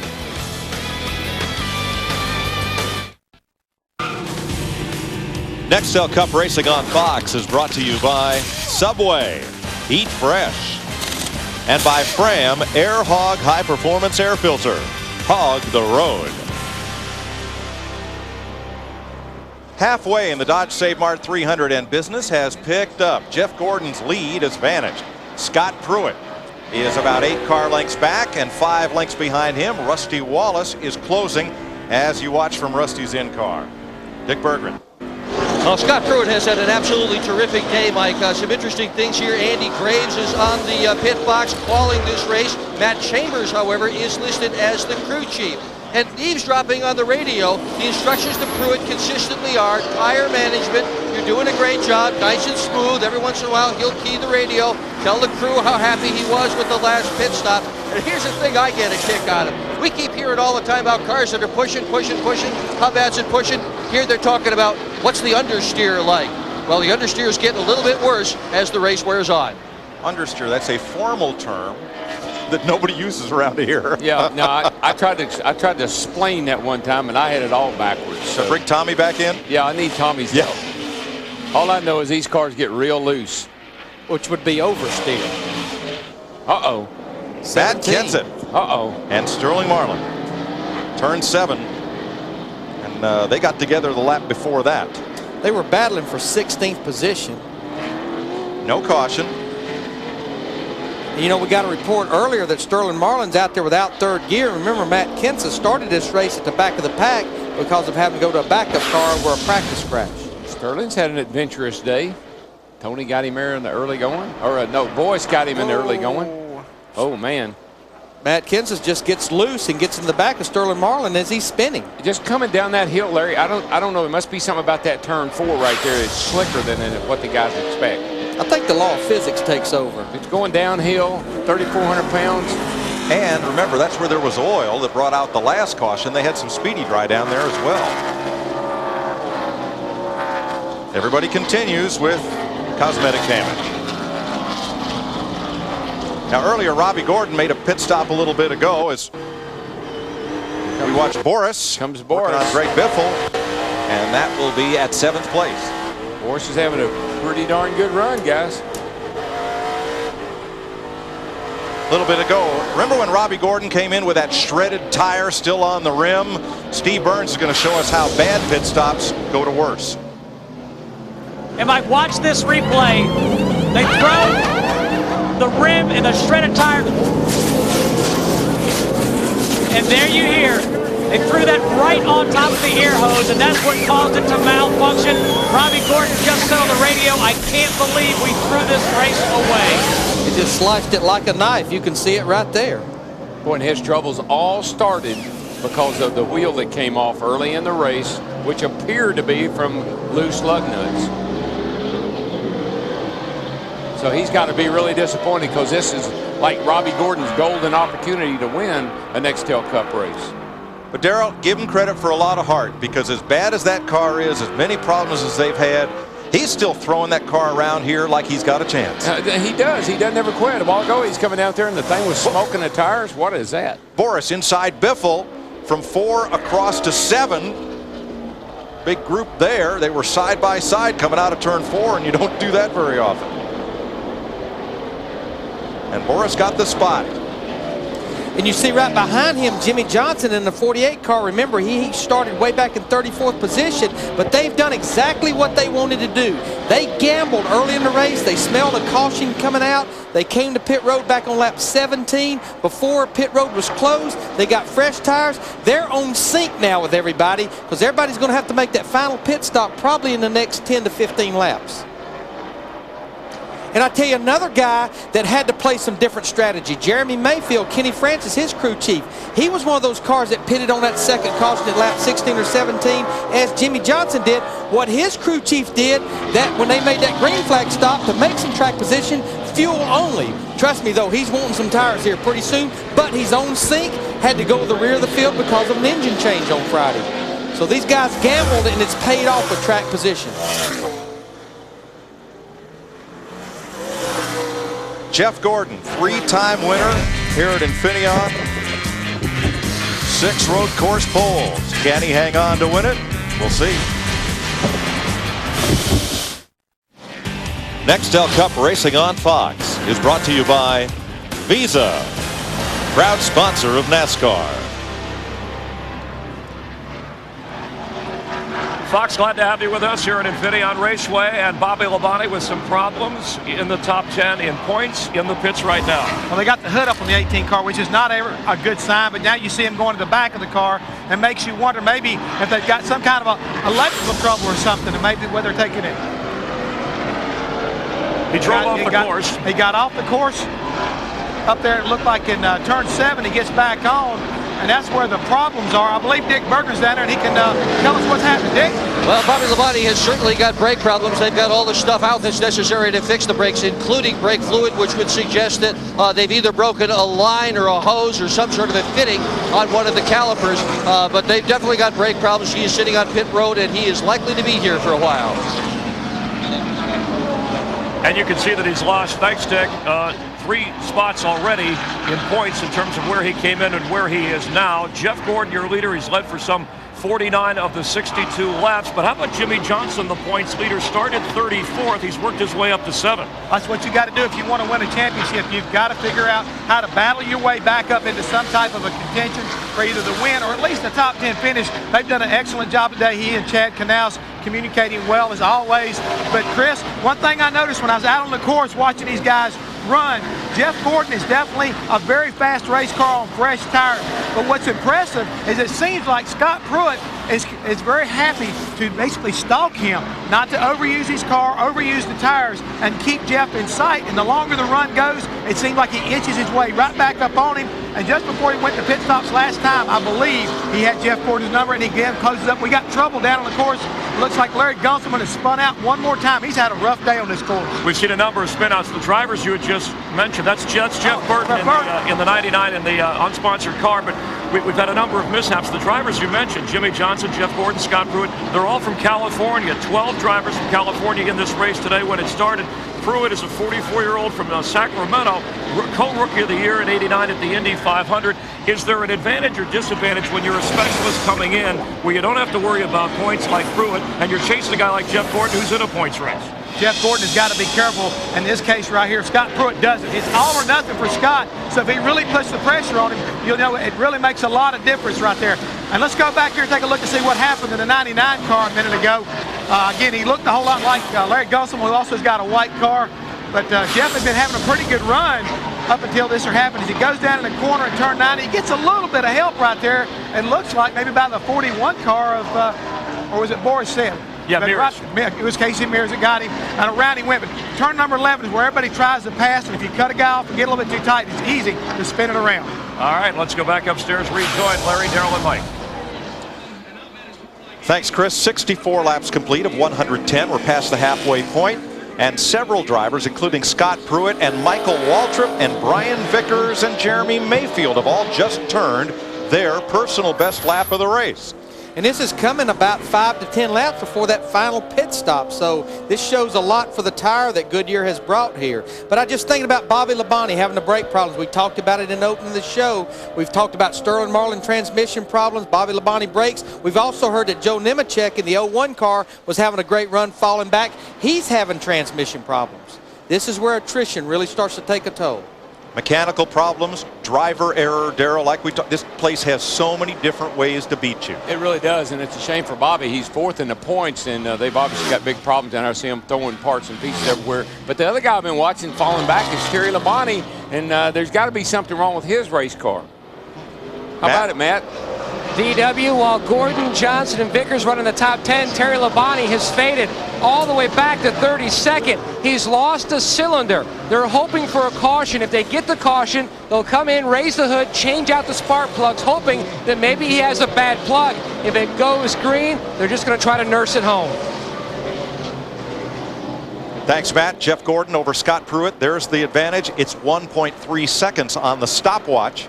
And Rusty Wallace just another second back and coming into frame right there. Those cars are so equally matched, those first three. Their lap times almost mirror each other every time they go around the racetrack. And threatening to break into the top 5, our point leader, Jimmie Johnson. He's closing up on Mark Martin. There's Johnson right there coming in.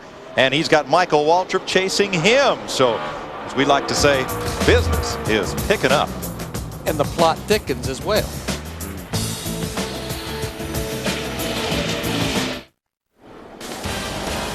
'67 laps complete. The Dodge SRT10 Ram paces the field because Austin Cameron came to a halt after the exit of turn number 7 in the S's. Was stopped there for some time, finally got the car fired up and running once again, but he was in harm's way, and caution waves for the 4th time. Well, we talked about the plot thickening. That came with 44 laps to go. You got to give a heads up to Jimmy Elledge, the crew chief for Casey Mears, and Tommy Baldwin, the crew chief for Kasey Kahne. They saw the car stopping on the racetrack. They made it to pit road for their final stop, what should be their final stop before pit road was closed. So they should have the lead of this thing. I think we're going to see when pit road's open, most of the leaders come to pit road because this is right there on the window of making it to the end. It's like a gift. They were far enough back that they were able to take advantage of the fact that they knew there was probably going to be a caution, where the leaders were around here on the going into turn 1. And the key, I know Casey Mears talking to Jimmy Elledge this morning was in that window that he can make it to the end 44 laps. That's the biggest thing that I think that's what wins races here. You got to have a great car like Jeff Gordon, but man, you can have some luck in the pits and turn things around. And both those guys have had pretty quick race cars. I don't know if quick is the top 3 right there, but they just had bad qualifying runs on Friday. I'll take a bad car out front here. Better believe it. It's the best place to stay out of trouble anyhow. That's it, baby, especially some of these restarts.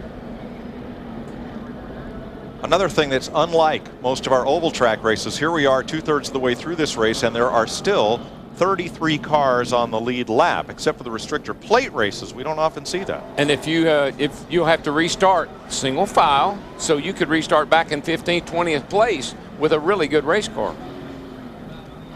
Now I think we're going to see all these leaders come to pit road. This will be about 42 laps to go. These guys, though, most of them are going to have to conserve fuel when they leave pit road till we go back racing. Oh, they'll make it now, Larry. Golly.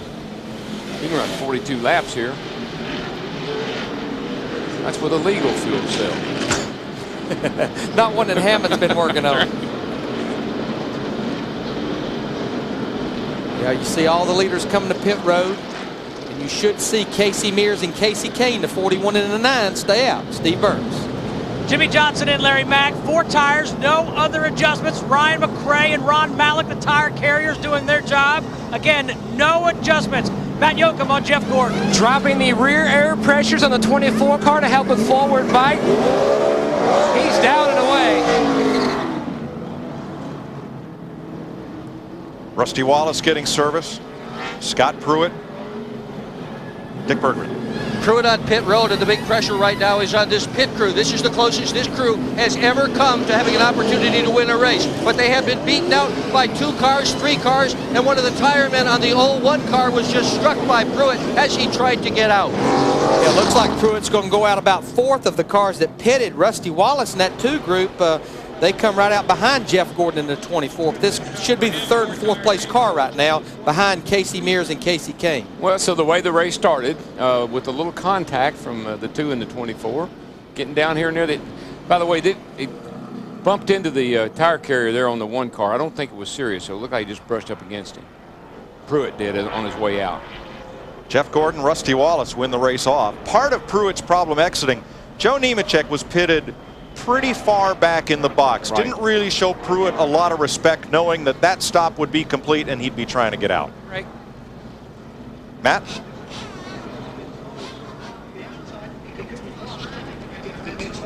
Mike, an update on the 24. Before Jeff Gordon even hit pit road, Robbie Loomis was telling him, as soon as we drop the jack, conserve fuel, conserve fuel. So he peeled out. But track position being a little more important at the moment, right, man? I know DW said you can make it with a legal fuel cell. Talking to these crew chiefs this morning, that's borderline right there. That's the reason they're saying conserve fuel. I love borderline. Nextel Cup Racing on Fox is brought to you by Burger King. Step up to the Angus, a new steak burger from Burger King. And by AT&T. Come together with AT&T. Green flag is out, and Chip Ganassi sees 3 of his cars in the top 6 positions. Scott Riggs has crashed. That's down at the pit entrance area. No, I'm sorry, that's turn 10, just before the pit entrance. I don't know how many times you can wreck one race car, but he set a record this weekend, I think. A lot of dirt on the racetrack right there, though, as he comes back on and comes out of turn I got to 10. think we got to clean that up. That'll blow away. I don't know. That's a lot of debris, a lot of rocks, a lot of... It'll blow away about the first time they come through. Whoa! Gordon almost ran out of racetrack. Well, you know why? He was so close to Pruitt. He didn't realize how close he was, I don't think. I tell you what, I'm pretty impressed with KASEY Mears in that 41 KASEY Mears, car. not Pruitt. I'm sorry. Yes. Caution, tires at turn 10. Got to be a on the caution over track. there, guys. There's too much debris on the track over there. But what this caution does for these guys that were borderline on fuel, it lets them save more fuel. This will probably give them the insurance to get to the end. Wait a minute. Where's Kasey Kahne? He's fallen out of that top 5 as the field comes toward caution. He had a problem just before the caution came out. Wow, he was right up there in the top 5. Man.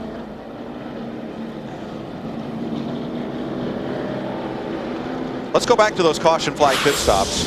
And Scott Pruitt, look at all the space between Nemechek's car and the line. So he's back there. Watch Pruitt trying to come out.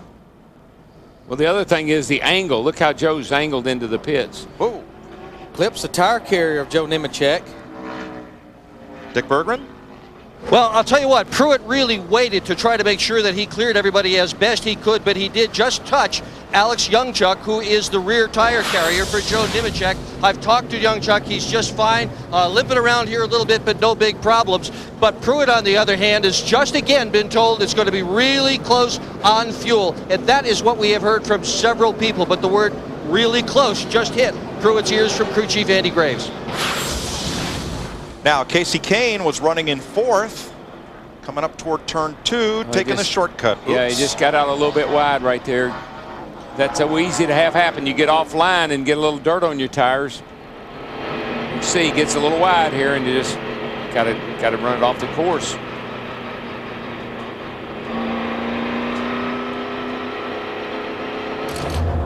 See it from Michael Waltrip's view.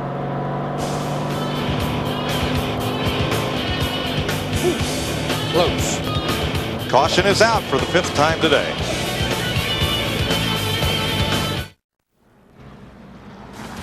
Welcome back live on Fox in Sonoma, the wine country, Infineon Raceway. KASEY Mears leading Jeff Gordon. Gordon has led most of the laps so far today.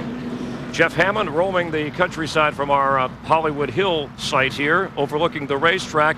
Before roaming out west, he stopped by last week to take a look at some charging problems. And in today's race, some of these guys aren't careful. They're going to have to deal with the issue that Jeff Hammond looked at of this Sears Craftsman adjustment. At Sonoma, to get to victory lane, you got to have the right amount of power, and that comes from your charging system, starting first with your battery. You need a battery that's putting out about 12 volts in it stored up. We do that by checking it with our voltmeter. See right there, we do have the necessary power inside this battery to get the job done. These are the alternators, though, that keep the power inside the battery. When the car's running, these alternators should be putting out approximately 14.3 to 14.5 volts. Again, when the car's running, we can check that with our voltmeter to make sure that the power is coming from the alternator back into the storage cell, which is the battery. You need to have good power if you want to run all day at Sonoma. Thank you, Jeff Hammond, for that report, that Sears Craftsman adjustment. Jeff? Well, what you got to be careful about, we talk about how the alternator works. Getting off course here, picking a rock up around this racetrack, a lot of times that's where that problem can happen. You knock the alternator belt off, and the batteries here with all the accessories as far as the air conditioning and the brake fans will drain that battery real quick, so you got to be careful to stay on course. We're getting ready to go green. Let's go back up, rejoin Larry, Darrell, and Mike. Well, the final pit stops have been made. They've told the drivers, you've got what you've got. Yeah, I think so. And with these caution laps, Larry, I know you think it's going to be close, and it will be close. That's where you want it. But I can't see anybody not being able to make it. Yeah, and it's pretty easy to conserve fuel at a road course. Oh, yeah, you can coast around here. Well, we said this is something completely different. How about next week? Under the lights, America's biggest 4th of July celebration is at Daytona, and NASCAR on Fox will be there. The Pepsi 400. Spills, thrills, and sparks of flying. Always one of the most exciting events of the year, and that'll conclude our NASCAR on Fox season next Saturday night. Those two guys right there will work together next week. They'll win. Those 41 others will try to dethrone them. Need to mention Terry Labonte has taken his car to the garage, Jerry, with engine problems. George Brandon Ash and Tom Huber. KC Mears will be the leader as we go back to green. Jeff Gordon, Rusty Wallace, Jamie McMurray, Scott Pruitt, the top 5. Michael Waltrip, Mark Martin, Boris Said, Jimmy Johnson, and Elliott Sadler, the top 10. The point leaders, Johnson is 9th, Earnhardt 15th. Scott Pruitt, the 39 car, back in the 5th position, got a pretty good jump on his teammate Jamie McMurray. He decided not to as they headed into that funnel in turn 1. They just run out of room right there, and there's no way. You got to be careful. Seen that happen a couple times today. Matt? Mike, back on lap 72, Robbie Loomis told Jeff Gordon, we are still very tight on that fuel. If we get a few more caution laps, we should be able to turn you loose then. Conserve if you can. Jeff Gordon had a look coming out of turn 4 to the inside on KC Mears, and he makes the pass. He's there. Here comes Rusty. Yeah, they're going to freight train KC Mears in the 41 if he's not easy. Now the thing about it, Jeff Gordon gets out there and gets the lead. He'll be able to conserve that fuel. KC Mears is not ready to give up, though. Oh, he muscled up Rusty. Pretty good. You come into the S's there, you've got the preferred line when you're on the inside like he was.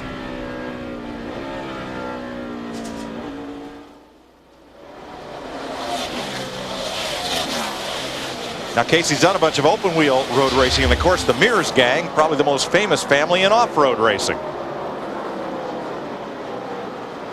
Matt? Casey Mears says he's very, very loose right now, telling his team they're just trying to hold on for a top 5 finish. He better hold on tight. And that's the same report we was getting on the other Casey. Casey came when he lost it up there. He was just so loose he couldn't hardly hold on to it. Now, Darrell, as this fuel load burns down, in front of you, Bud. We got some air. Oh, the car will tighten up a little bit, but what usually happens on a road course, when it tightens up, you start pushing the front tires, try to put the power down, spin the rear tires.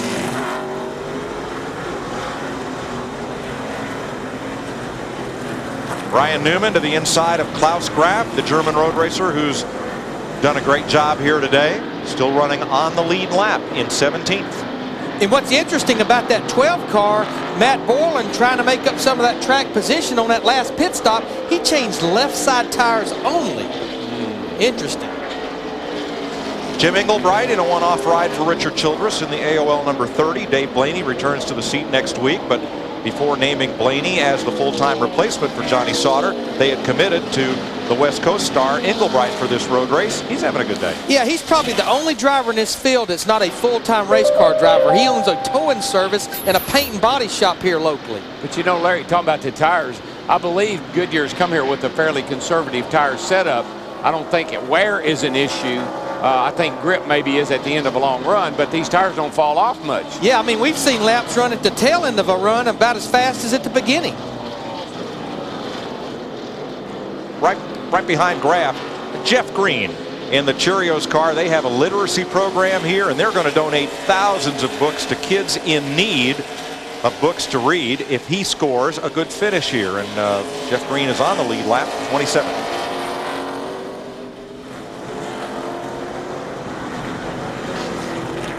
Brendan Gaughan in the Kodak car at the top of the hill. A lot like another rookie, Scott Riggs. Yeah. He's going to be glad to get out of this place. A couple of these rookies have had gone to school today. But you talk about those two rookies having a tough time. One rookie that's having a good run here, Brian Vickers in that 25 car, started in a provisional, and he's having a good solid run. He's up there in the 14th position.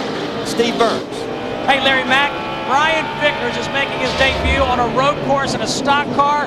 The defending Busch Series champ tested at 3 road courses for this race. He went to Virginia International with his teammate Jeff Gordon. He went to a road course in Kershaw, South Carolina, and tested here with one of his other Hendrick Motorsports teammates, Terry Labonte.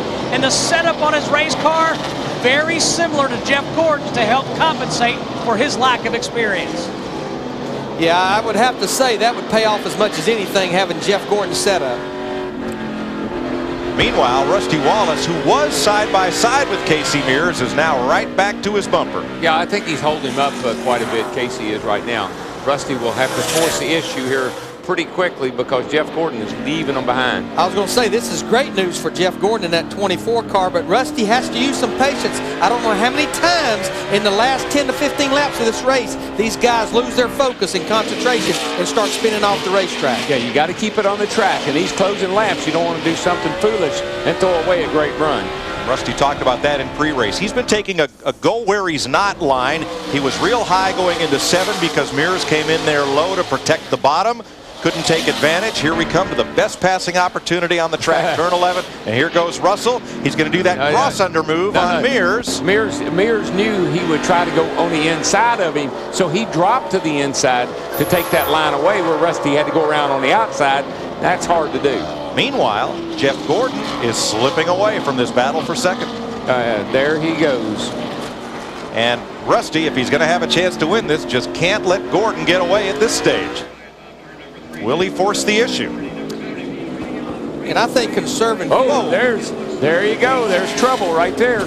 He's going to lose a couple positions. McMurray gets by. That's it. There comes Michael. Michael jumps up in there in the top 5. And that's what we were talking about. Making a mistake when it really hurts you. And the innocent victim was Scott Pruitt, because Pruitt had to lift to keep from running over Rusty. Michael Waltrip got past Pruitt. Pruitt repasses Michael. Nice move. Turn 7. Wow. This is getting really exciting. 77 complete. Nextel Cup Racing on Fox is brought to you by WebMD, redefining modern medicine. Nextel, NASCAR and Nextel, partners in speed.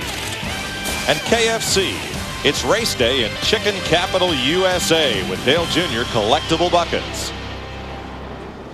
Robbie Gordon has had the kind of day you wouldn't wish on your least favorite driver. This time, he ran over something on the racetrack and it cut down the right front tire and then shredded it and left it out on the racetrack. Whatever that is what Robbie ran over. That's the 3rd tire he's had cut down today. And that really kind of tells you why. A lot of times we'll see a caution and say, oh, that wouldn't hurt anything. But that's what can happen with anything that's on the racetrack. Turn 10 here. Yeah, just rolls the casing right off of the wheel. I was going to break into a fine time to leave me loose wheel for Robbie, but I don't think he'd be in the mood for it. And of course, what makes it so bad, look how far up the racetrack he is. He's got half the racetrack to come around. They do not run that interliner, that safety shield here, the tire within the tire at the road courses. I bet they don't throw it on the air hose this time, though.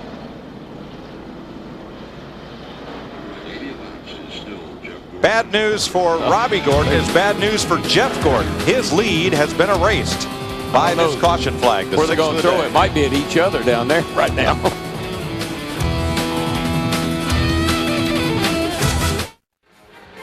Welcome back. Glad to have you with us for NASCAR on Fox from the wine country in Northern California, Napa Valley, Sonoma County, and terrific scenery. Oh, it's a beautiful view of Infineon Speedway. I mean, it's just, you can't believe how awesome it is up here. All right, now let's go back upstairs. Whoa, Larry. No, it's not upstairs. It's downstairs to Darrell, Larry, and Mike. Guys? Thanks, Jeff. I don't know how much hot air is keeping that balloon aloft, but I know where it's coming from. Hammond blows those things up every day. Those two guys claim to be the hardest working pair in show business. Got a hard time convincing me of that. To make my point. Yeah. Keep the sun off of me, please. Living large right there. The only person that will listen to them is each other. Oh, jeez. All right, 81 laps complete here. We're about 29 from the finish. Getting ready to go green. We're under caution once again. Jeff Gordon, Jamie McMurray. We are coming to the green. How about Jamie McMurray's day? A fellow who came in here didn't have a lot of credentials as a road racer. I say that he's going to give Jeff Gordon a fit based on what I saw there at the end of that run. Dick Berggren. Well, McMurray has certainly had the biggest day he has ever had. Exhibits like this one at Infineon. Fans join Ford Credit and driver Dale Jarrett in a mission to eradicate breast cancer as a life-threatening disease. The program has generated over $1 million from Ford Credit and fans, some of it $1 at a time. Race Fans for a Cure has distributed over 100,000 breast self-examination cards. Built Ford Tough. It's a great program. Coming back to the green flag once again. Can Jamie McMurray beat NASCAR's best road racer? Here we go. Green, green, green.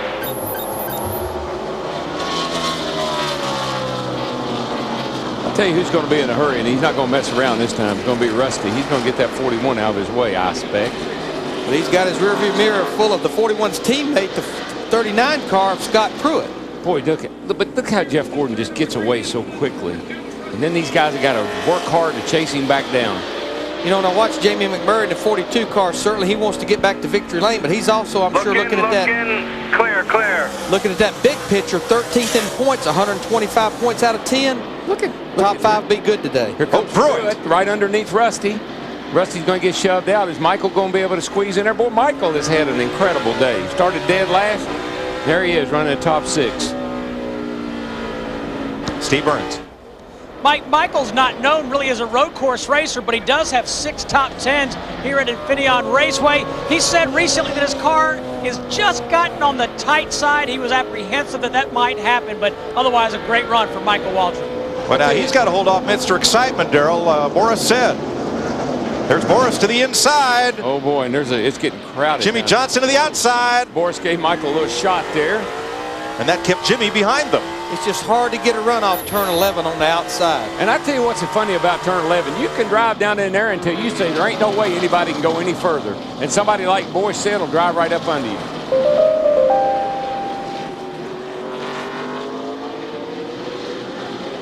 That's where I think road racers have such a huge advantage, is being able to heel and toe and brake and get back to the throttle a little bit quicker than an oval specialist. I just have the feeling that push is going to come to shove here somewhere. Well, it isn't going to be up in the front, doesn't look like. I thought that 42 car might have something for Jeff Gordon, but Jeff just keeps getting faster and faster. And most importantly, he got away from Jamie on the restart. Exactly, and he's running 76.5, and Jamie just run a 77.1, so 4/10 in the bank. But how about those 3 Chip Ganassi cars? 3 of them in the top 4. That's great. I give every bit of that. I give credit to someone like Scott Pruitt for being such a good road race teacher for these other guys.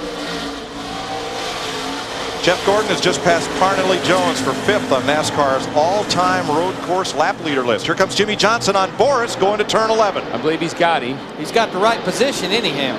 Yeah, Boris is going to close the door on him. Oh, no. Boy, I thought Jimmy had gotten real bad loose. Oh, it's Brian Vickers, the 25 car that has spun. Was having a great run. That's what happened to... Go. It looked like that's what was going to happen to Jimmy Johnson, but he made it.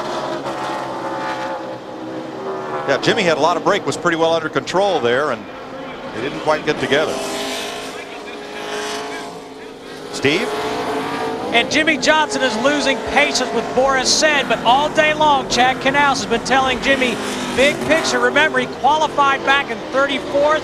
This is about redemption for him. He's having a great run, but he is not happy with Boris Said right now. He knows he's faster, but he can't get by him. Boy, he's got a nose under him again right there, and Boris just keeps closing the door on him. And of course, what Chad Knaus is talking about, you got Dale Earnhardt Jr. back there in 13th. You've got Matt Kenseth in 23rd. You got Bobby Labonte back in 33rd. Big picture racing. Yeah, but that guy in the 48 car, he thinks he's got a car that can win the race. So it's hard to keep him held back. And the car right in front of him, Boris said, is sideways half the time. Here coming out of 10, Jimmie's got to run again. Is he going to shove it in there? You're right, one on your right. He can just get down in the corner so much further than Jimmie can down into 11. Got him this time. Boris gave him plenty of room that I really time. think Boris did. They didn't make contact. No.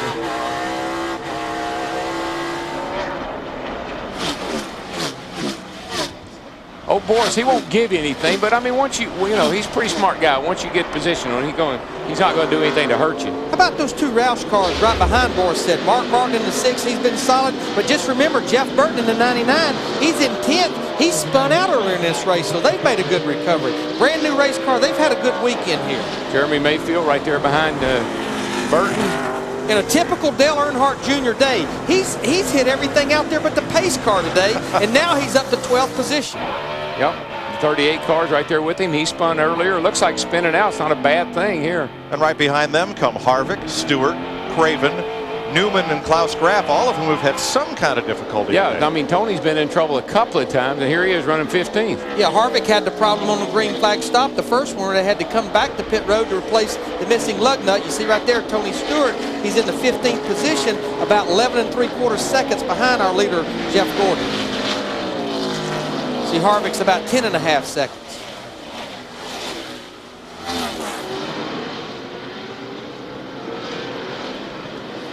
Ricky Craven in the midst of that. Trouble early, coming back. Now, you know who's helping Ricky Craven out here is the guy I talk about all the time, Bill Cooper, who was an instructor here for Bob Bondurant. And then when Bill came up and visited with me, because I'm always talking about how he scared me and Earnhardt to death out here when we went to school. And when Ricky spun off of turn 10 over there, he's come up and reminded me. He said, I'm his teacher this week. I said, are you sure you want me to mention that? Jeff Gordon's lead continues to expand. Jamie McMurray is trying to chase him down along with McMurray's teammates, Mears and Pruitt.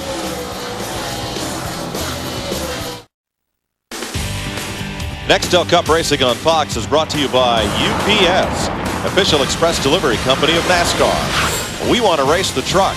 People love the truck.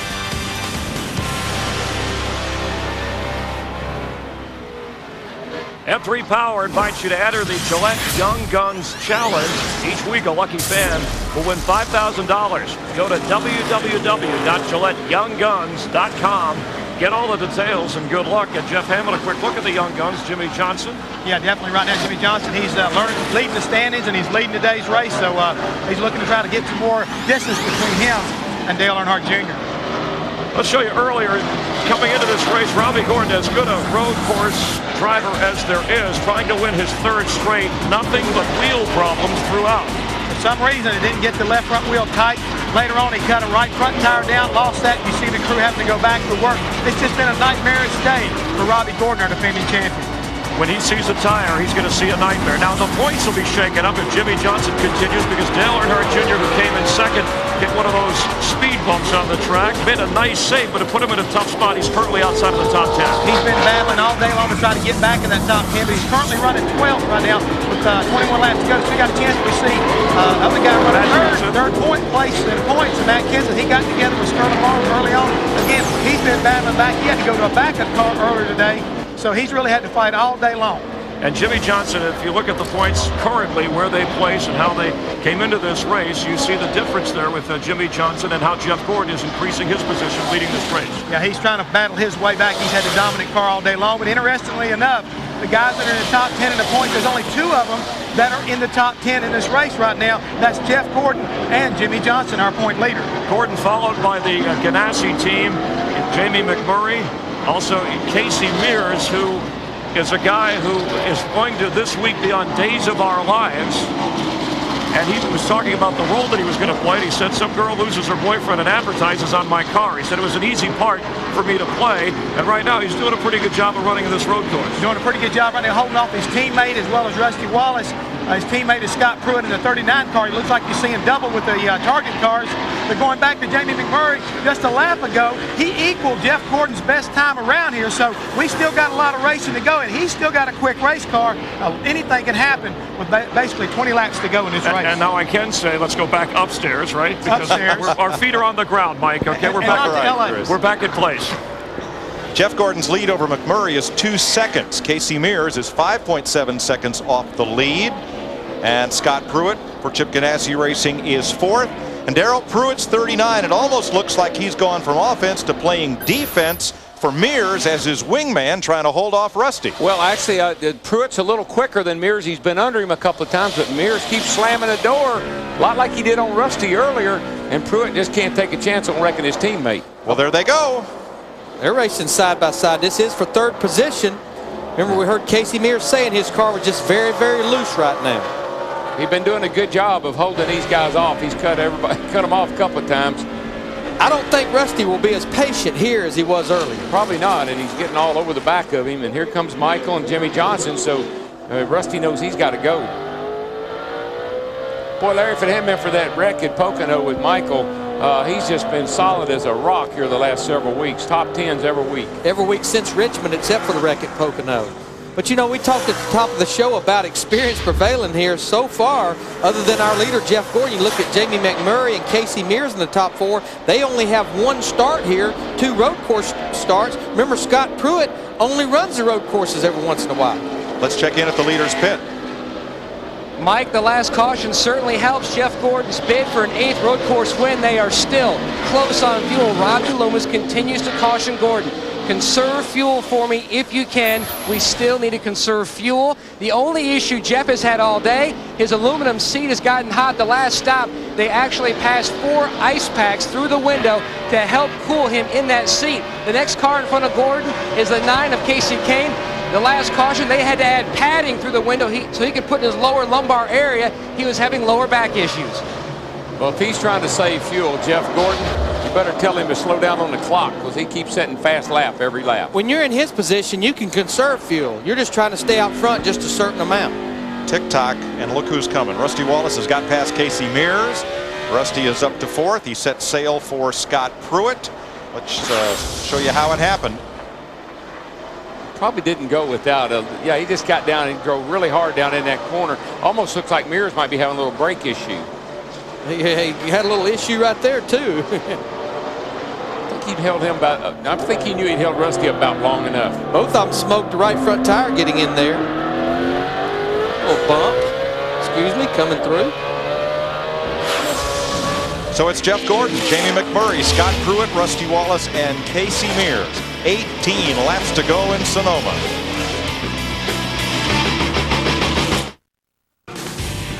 NASCAR Nextel Cup Racing on Fox is brought to you by Sunoco, the new official fuel of NASCAR. Good enough for NASCAR, good enough for your car.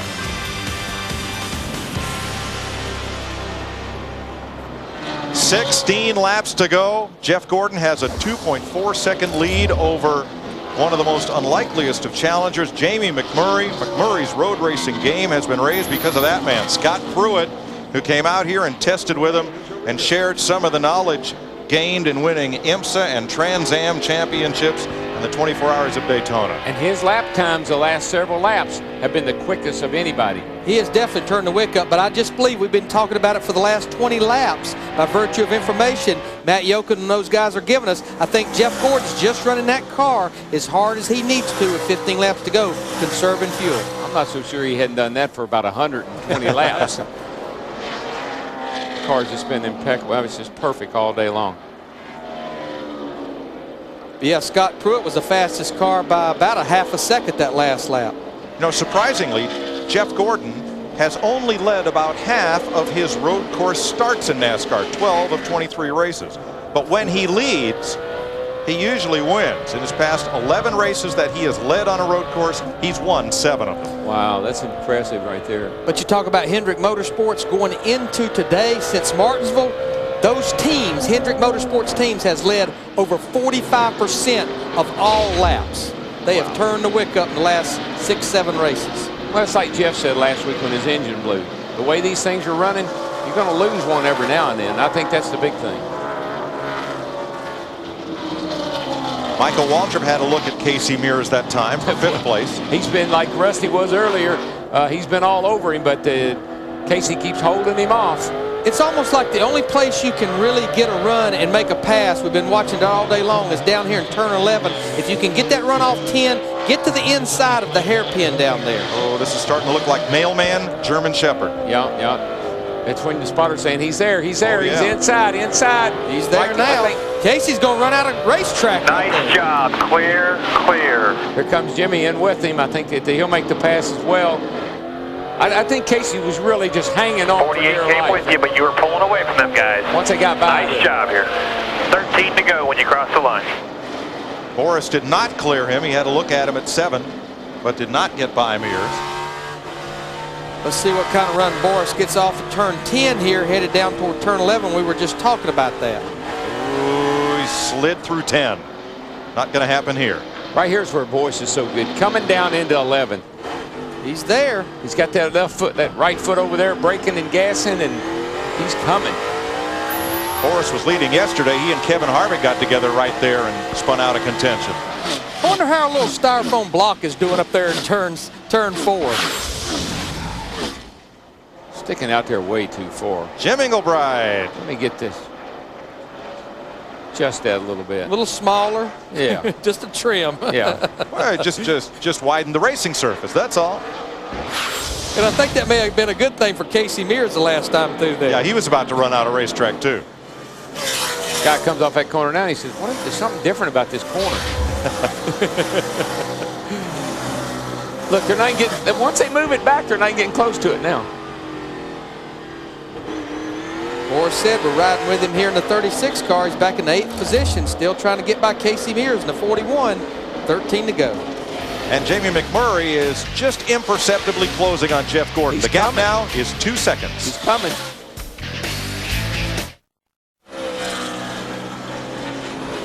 Ten and a half laps from the finish of the Dodge Save Mart 350 in Sonoma, California. Jamie McMurray within 2 seconds of Jeff Gordon, but it's hard to close on the car that's been fastest here all day. So I got a feeling that Robbie Loomis is telling Jeff, save a little fuel, and I got a feeling that Donnie Wingo is saying, it's time to go, my friend. Scott Pruitt now 4 seconds back. Rusty Wallace 8 seconds off the lead. Michael Waltrip 10, Jimmie Johnson 11, and Kasey Mears 13. Boris Said and Mark Martin now right behind Kasey Mears. And Jeff Burton rounds out the top 10. And when you look at Scott Pruitt right now in the 3rd position, he don't want to do anything that would hurt his teammate Jamie McMurray, but all that counts for him is winning. That's all he's here for. Points mean nothing. Elliott Sadler got off course earlier. He has rebounded nicely for 12th. I don't know. You think about this Scott Pruitt, it's kind of like taking a mule to the Kentucky Derby. Just hanging around with those guys has got to make you look better. You better believe it.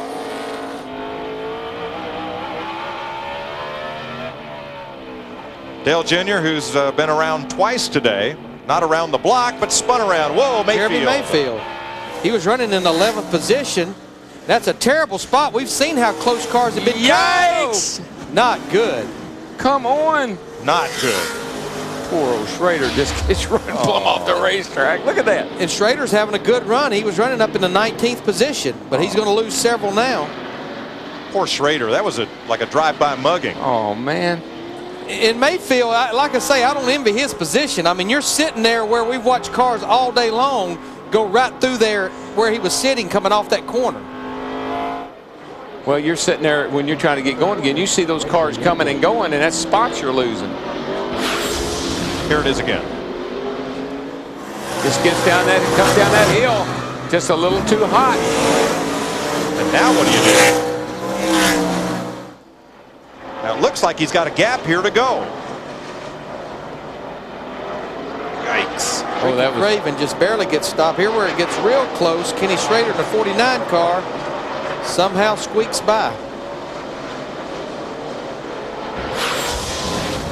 I think I might have just sat there and waited for a little bit better opening. So Jeremy's going to go all the way from 11th back to 26th position as we have 30 cars on the lead lap with about 8.5 laps to go. And that can happen to any of these cars out there right now. I mean, you're on old tires. You can just make one bad turn, one bad move, and you could go to 25th position. Darrell, we talked about it in the opening. We're in that 10 laps to go. This is where these guys try to start stepping it up, and you step across that line. The big question mark on Jeff Gordon's day has not been his skill, his concentration, his pit stops. It's all about how much is left in that fuel tank. And power, when you have a lot of horsepower, it takes a lot of fuel to feed those ponies. The computer says he needs to pit in 6 laps. That would leave him 2 laps short. But the computer don't know how much he's been saving. And that's based on the fact that that's a 22-gallon fuel cell. And that it's picking up 22 gallons. And it's picking up. There's a lot of variables. It's not a perfect science. That's what makes this show interesting, variables. 19 car's got, looks like a front bumper bar hanging out. It's not an antenna. Hammond, don't shoot. It's not a deer. Yeah, but whose is that? It's not his. I don't think. Now, guys, right now, he may have thought he hit a deer because with that bar sticking out, rubbing that tire, that's not a good thing, and it looks like antlers go around the racetrack. You can expect him to catch a black flag, have to come to pit road and fix that. Call a taxidermist. He has been black flag, and that's a shame because that will probably take him off the lead lap. Riding with Dale Earnhardt Jr. in the Budweiser car back there in 12th position, looking back at Kevin Harvick in the 29 and 13th. Junior got to come out. If he comes out here in 12th place, he's got to think he had a great day after all he's been through. Yeah, I mean, you see he's been as low as 40th position, even though he did lead the race for a little bit. Yeah, where else can you spin twice and come out of here in the top 15? Oh, Ryan Newman into the back of, is that Kevin Harvick? Yeah.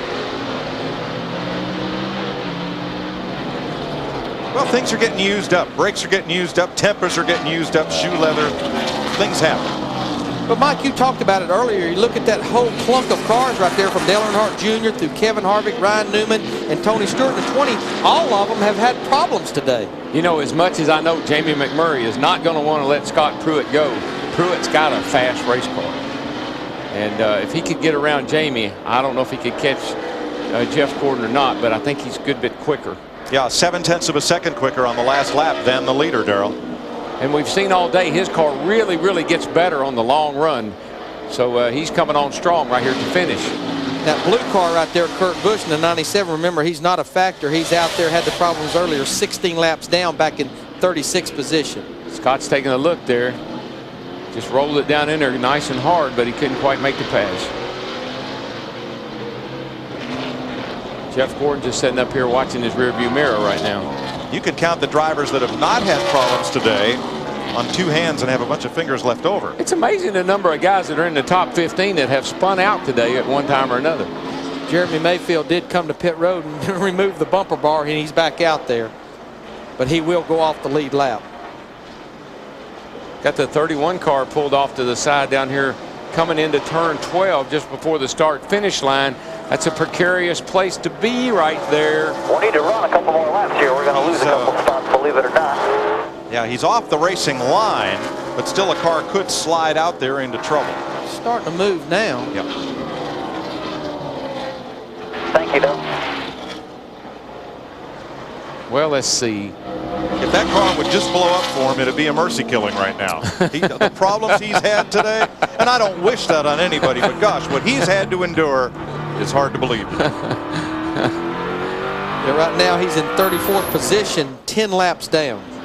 Not what you would expect out of that 31 car coming to a road course. Well, Mike, he's had to retar about 5 times today. Yeah, but I give Robbie Gordon a lot of credit for the defending champion to have that many troubles, and he's still there gritting it out and trying to finish this race. Attaboy.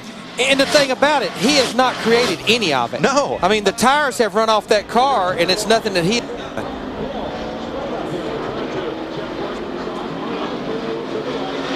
Scott Pruitt as Biffle and Stewart go at it in turn 11 side by side. Battle for 15th here. Greg Biffle will prevail. Good run for Greg Biffle here on the road course. A lot of miles this weekend. Yeah, he ran Milwaukee last night, got hardly any sleep, got no practice here yesterday, and still he's out there chugging along, Dick Berggren.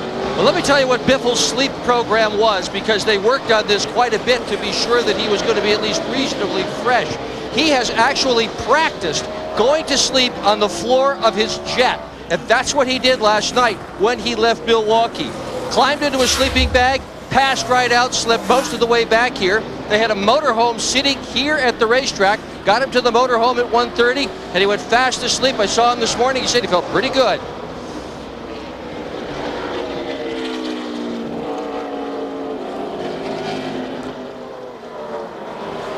Guys, I've been watching Jeff Gordon, and he's quickly closing on the 01 of Joe Nemechek, as well as Austin Cameron, and he's going to be catching Austin in part of the race course. It's very difficult to pass on, and if Austin doesn't give him the lane, he could lose a lot of valuable time to Jamie McMurray, the 42 car, as well as Scott Pruitt. 4 to go, though. If Scott Pruitt can't get past McMurray, it's starting to look like game over. Yeah, I said from the outset of this race that the only thing that would beat Jeff Gordon today would be Jeff Gordon. Yeah, even that last lap, going by lap traffic, like Joe Nemechek, he still beat Jamie McMurray by 1/10 and a half. Got to be tough for Pruitt as Gordon moves to the inside of the lap car. He can see Gordon. Gordon's not that far in front of him. He can't get to him. No, but you know what? I think he's been a good team player. Mike, I believe Pruitt's quicker than McMurray, but I believe he's going to follow McMurray to the finish. And right now, Jeff Gordon has cleared all the cars, so as he'll come around and get 3 laps to go, no more cars on the racetrack should be a factor. How good has Jeff Gordon been this weekend? Have a look at the stats. Pole, fastest all weekend, and he's led 88 laps today. That is a track record. And the only laps he has not led has been through the cycle of green flag pit stops, so that's really a deceiving number. And I remember, you think back when he qualified and he run off the track over in turn 10, I said, well, that time will never hold up. And he said he was on pole. I think you had a comment about him back in 1992, didn't you? He'll never make it. Jamie McMurray has chopped Gordon's lead down to 1.86 seconds, but unless Jeff makes a mistake or has a fuel issue in 3 laps, that's a lot to overcome. Doesn't look like much on the screen, but that's a lot on a road course. Now, Larry knows and Jeff knows that when that fuel gets low in the tank, you can start to have issues. You can start having the engine to skip. A lot of things can happen when it gets down to the bone dry. Yes, it can. Jeff Gordon has thoroughly dominated this race, but the question in his pit is, does he have enough fuel? They've been telling him to save fuel. Jamie McMurray and his road racing coach, if you will, Scott Pruitt, running right there in 2nd and 3rd, trying to chase down Gordon in the 2.5 laps that remain. But I'm like you, DW. I just believe Scott Pruitt could have went by Jamie McMurray several laps ago. Not to take anything away from there for the Jamie McMurray, but he's just been sitting back there riding, kind of riding defense. 2 more, nice and safe. Well, you know, Jeff Gordon's had a couple of bad weeks here, Dover and Michigan, so he needs to turn it around if he's going to stay in the top. Oh, there's a car. I couldn't see who it was. I just saw it go off into turn 1 with a lot of smoke and dust flying. Austin Cameron, Darrell, once again. Oh, okay. I just dropped a wheel off, kicked up some dust. So sorry, guys, but I just saw that go out of the corner of our view over here. Yeah, I mean, when you think about Jeff Gordon, remember how bad of a race he had back at Lowe's Motor Speedway in the Coca-Cola 600. Next week had a good car at Dover, blew the right front tire, hit the wall. Did have a decent run at Pocono, and then lost the engine last week running up there leading the race. Yeah, if you watch Scott Pruitt and Jamie McMurray, they're now 1.9 seconds back. Pruitt has been holding station 1 to 4 car lengths behind McMurray. Hasn't even tried to put a nose up under him. Being a good soldier, he's here to win it. McMurray's here to score points with the big picture, the full season in mind. So both drivers, though, doing a great job today. And McMurray could almost reach out and touch Jeff Gordon. We got a little bit of a battle brewing here with 1 lap to go for 4th place. Rusty Wallace, Michael WALTRIP to the inside. Can he get the run off turn 11 here? Of course, doesn't matter what. I mean, if Michael makes it back around this last lap, he's had a wonderful day here. Oh, Rusty's out of gas. Rusty's out of gas. He sure is. So Jimmy Johnson goes by. Now Rusty Wallace has got to make this whole 2 miles back around here. There's no way. He'll barely make it up to the top of the hill there, Larry. Unless he's outside. No, inside. He's done. Of course, that asks the question again. Half a lap to go. Can Jeff Gordon in that 24 car make it? The good news for Gordon, it's all downhill from here. Better not sputter, that's all I can tell you. That 42 is close enough that if anything should go wrong. Down about 1.3 seconds first to second. Scott Pruitt has backed completely off of his teammate Jamie McMurray now for second. Boy, look here. Jeff is just being so cautious. One corner to go. And he has every right to be. I mean, he's just driven a flawless race all day long.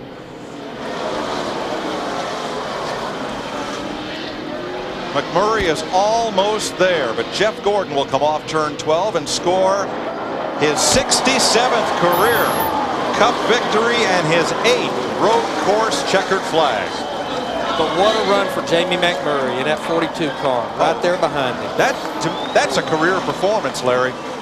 In only his second start here, you see all the celebration by the DuPont group. Scott Pruitt in third, Michael Waltrip fourth, Jimmy Johnson fifth, and Borsted comes home in sixth. You know one thing about Michael, he has finished every race that they've run here. Wow. I think he's only lacked finishing a couple of laps here in 15 races. Now 16. 16 races. And Rusty's still being passed, but remember the white flag was out. He cannot be pushed. And the caution flag is out, so the other cars are now crawling across the line to complete the final circuit under yellow. I don't know if I've ever seen that before.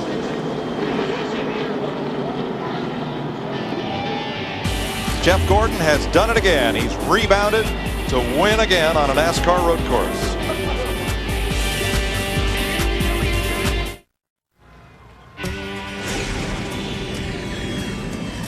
Welcome to the Nextel post-race show. NASCAR and Nextel partners in speed. Let's get out of victory lane. Jeff Gordon, the California kid, cashes in, and Dick Berggren is standing by. Dick? And he is out of the car already. You made it look easy on the racetrack, but Jeff, are you okay?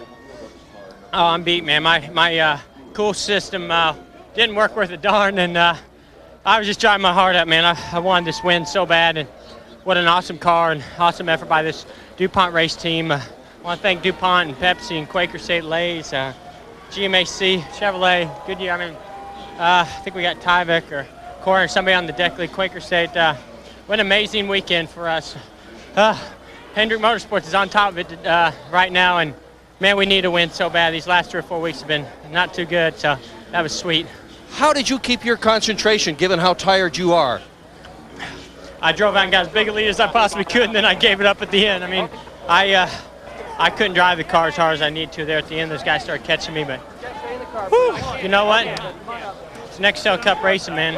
How bad have you got it, right? That's what they say, and we want it really bad, and we got it today. Congratulations. Jeff Gordon absolutely spanked him, led more than anybody else, won for the 4th time. Let's go to Steve.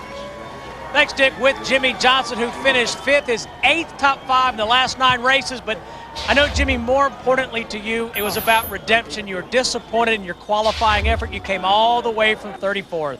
Definitely. I mean, the one mistake I made all weekend long, I made it when it counted in qualifying and put us behind. So I got a car coming after me. Just too bad that I made that mistake. I mean, before the first caution, I drove up to 15th or 16th on the racetrack and just had a great race car, passing a lot of cars, was very comfortable in the car. Have to thank Mike McGovern at Bondurant for knocking the rust off of me before I came out here to get in the car. But all in all, a solid day for Los Monte Carlo, and can't hurt us in the points right now either.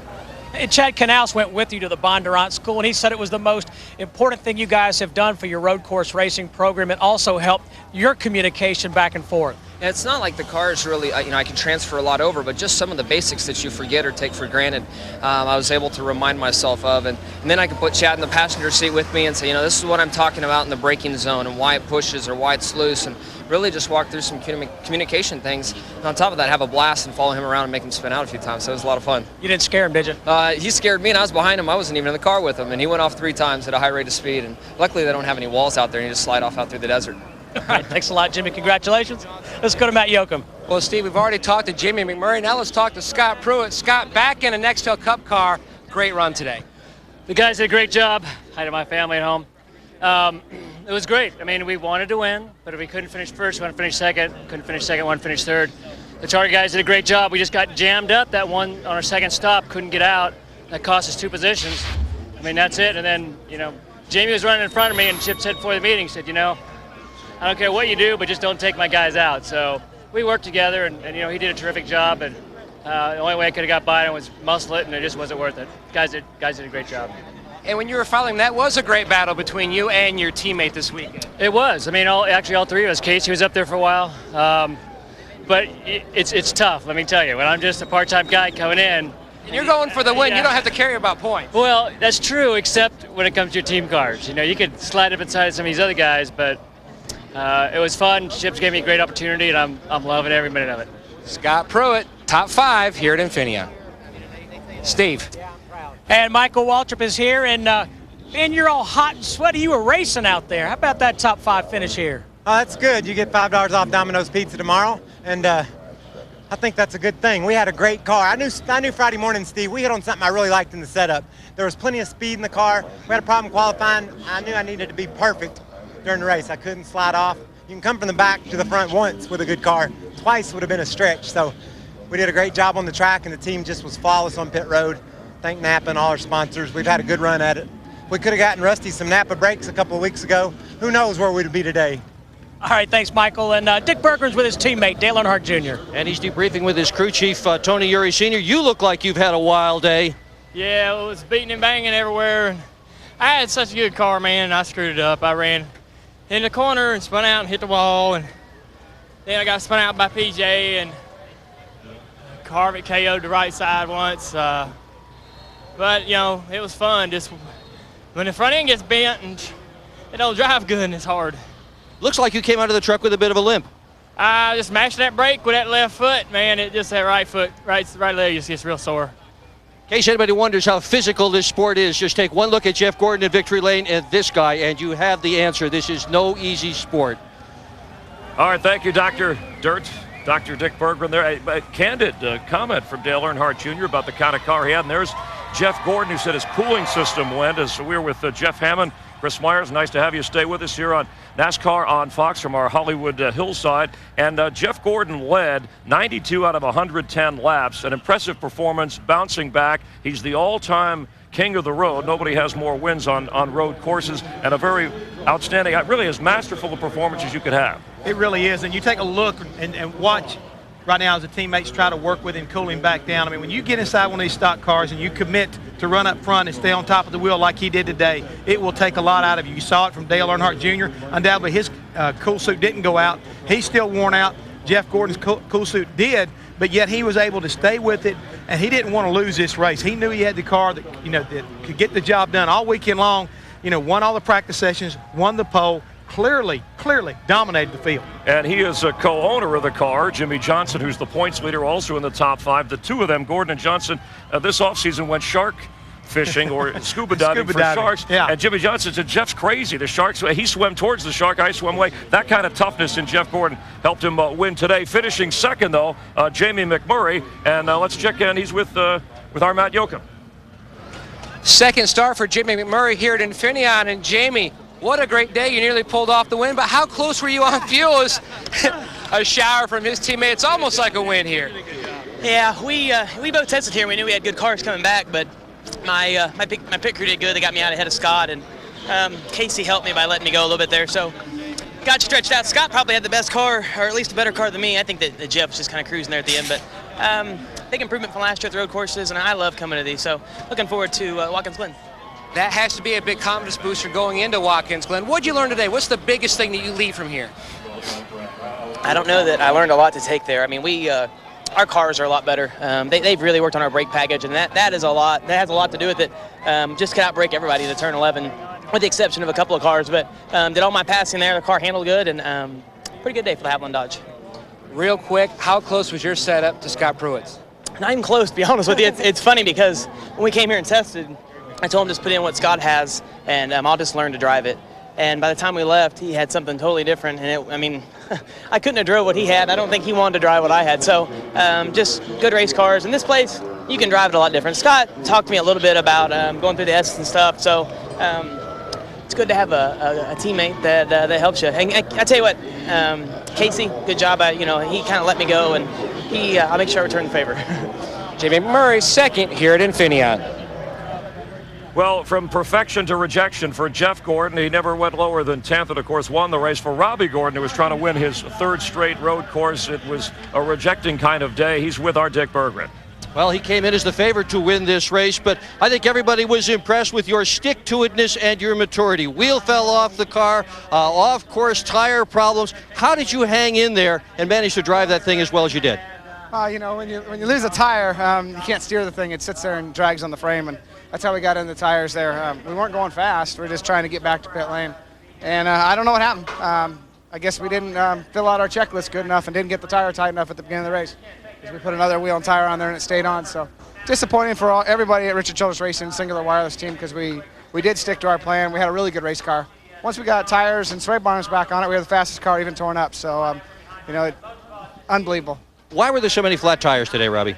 My flat tires all became of once the wheel fell off, then we drug a sway bar arm off it, and then we put a tire on it without a sway bar arm on it, and the link got into the tire and popped it twice. So a lot of ours were self-induced flat tires. See you in Daytona. Matty? Dick, a very strong run by KASEY Mears. Now, your team rolled the strategy early, Case. Yeah, absolutely. Jimmie just did a great job. I mean, we didn't have a 7th place car, and we rolled the dice and came in early. Just so happened, a caution come out and put us out in the lead, and I just did everything I could to fend them off. The guys did great, getting good gas mileage and calculating that outright. And I'm just real proud of the Target Dodge team. I mean, these guys did an excellent job, and you know, Jamie getting 2nd, Scott getting 3rd is a real good day for Ganassi. Now, team manager Andy Graves came up, gave you a hug, shook your hand. What did he tell you? He just said good job. You know, he knows this is a place that I struggled at. And you know, we overcame it and had a really good race. So, you know, whether it was because we did a really good job or just had really good luck, it doesn't matter. We came out here at the 7th place finish, and we're real happy. It moved us up in the points, I'm sure, and it feels good to have a good day. 7th for the 4th time this season, KASEY Mears. Led 5 laps today. We'll see him in the soap opera this week. The points, Jimmie Johnson increasing his lead over Dale Earnhardt Jr. at the top spot. But right now, Kevin Harvick, who's in the 10th spot, he's 401 points behind the leader. So that means guys like McMurray and Kasey Kahne are outside of the top 10 in the chase for the next Dell Cup championship. Yeah, and the thing is right now, it's real interesting. Only 3 guys out of the top 10 finished in the top 10. We'll continue here from Infineon Raceway on Fox in just a moment.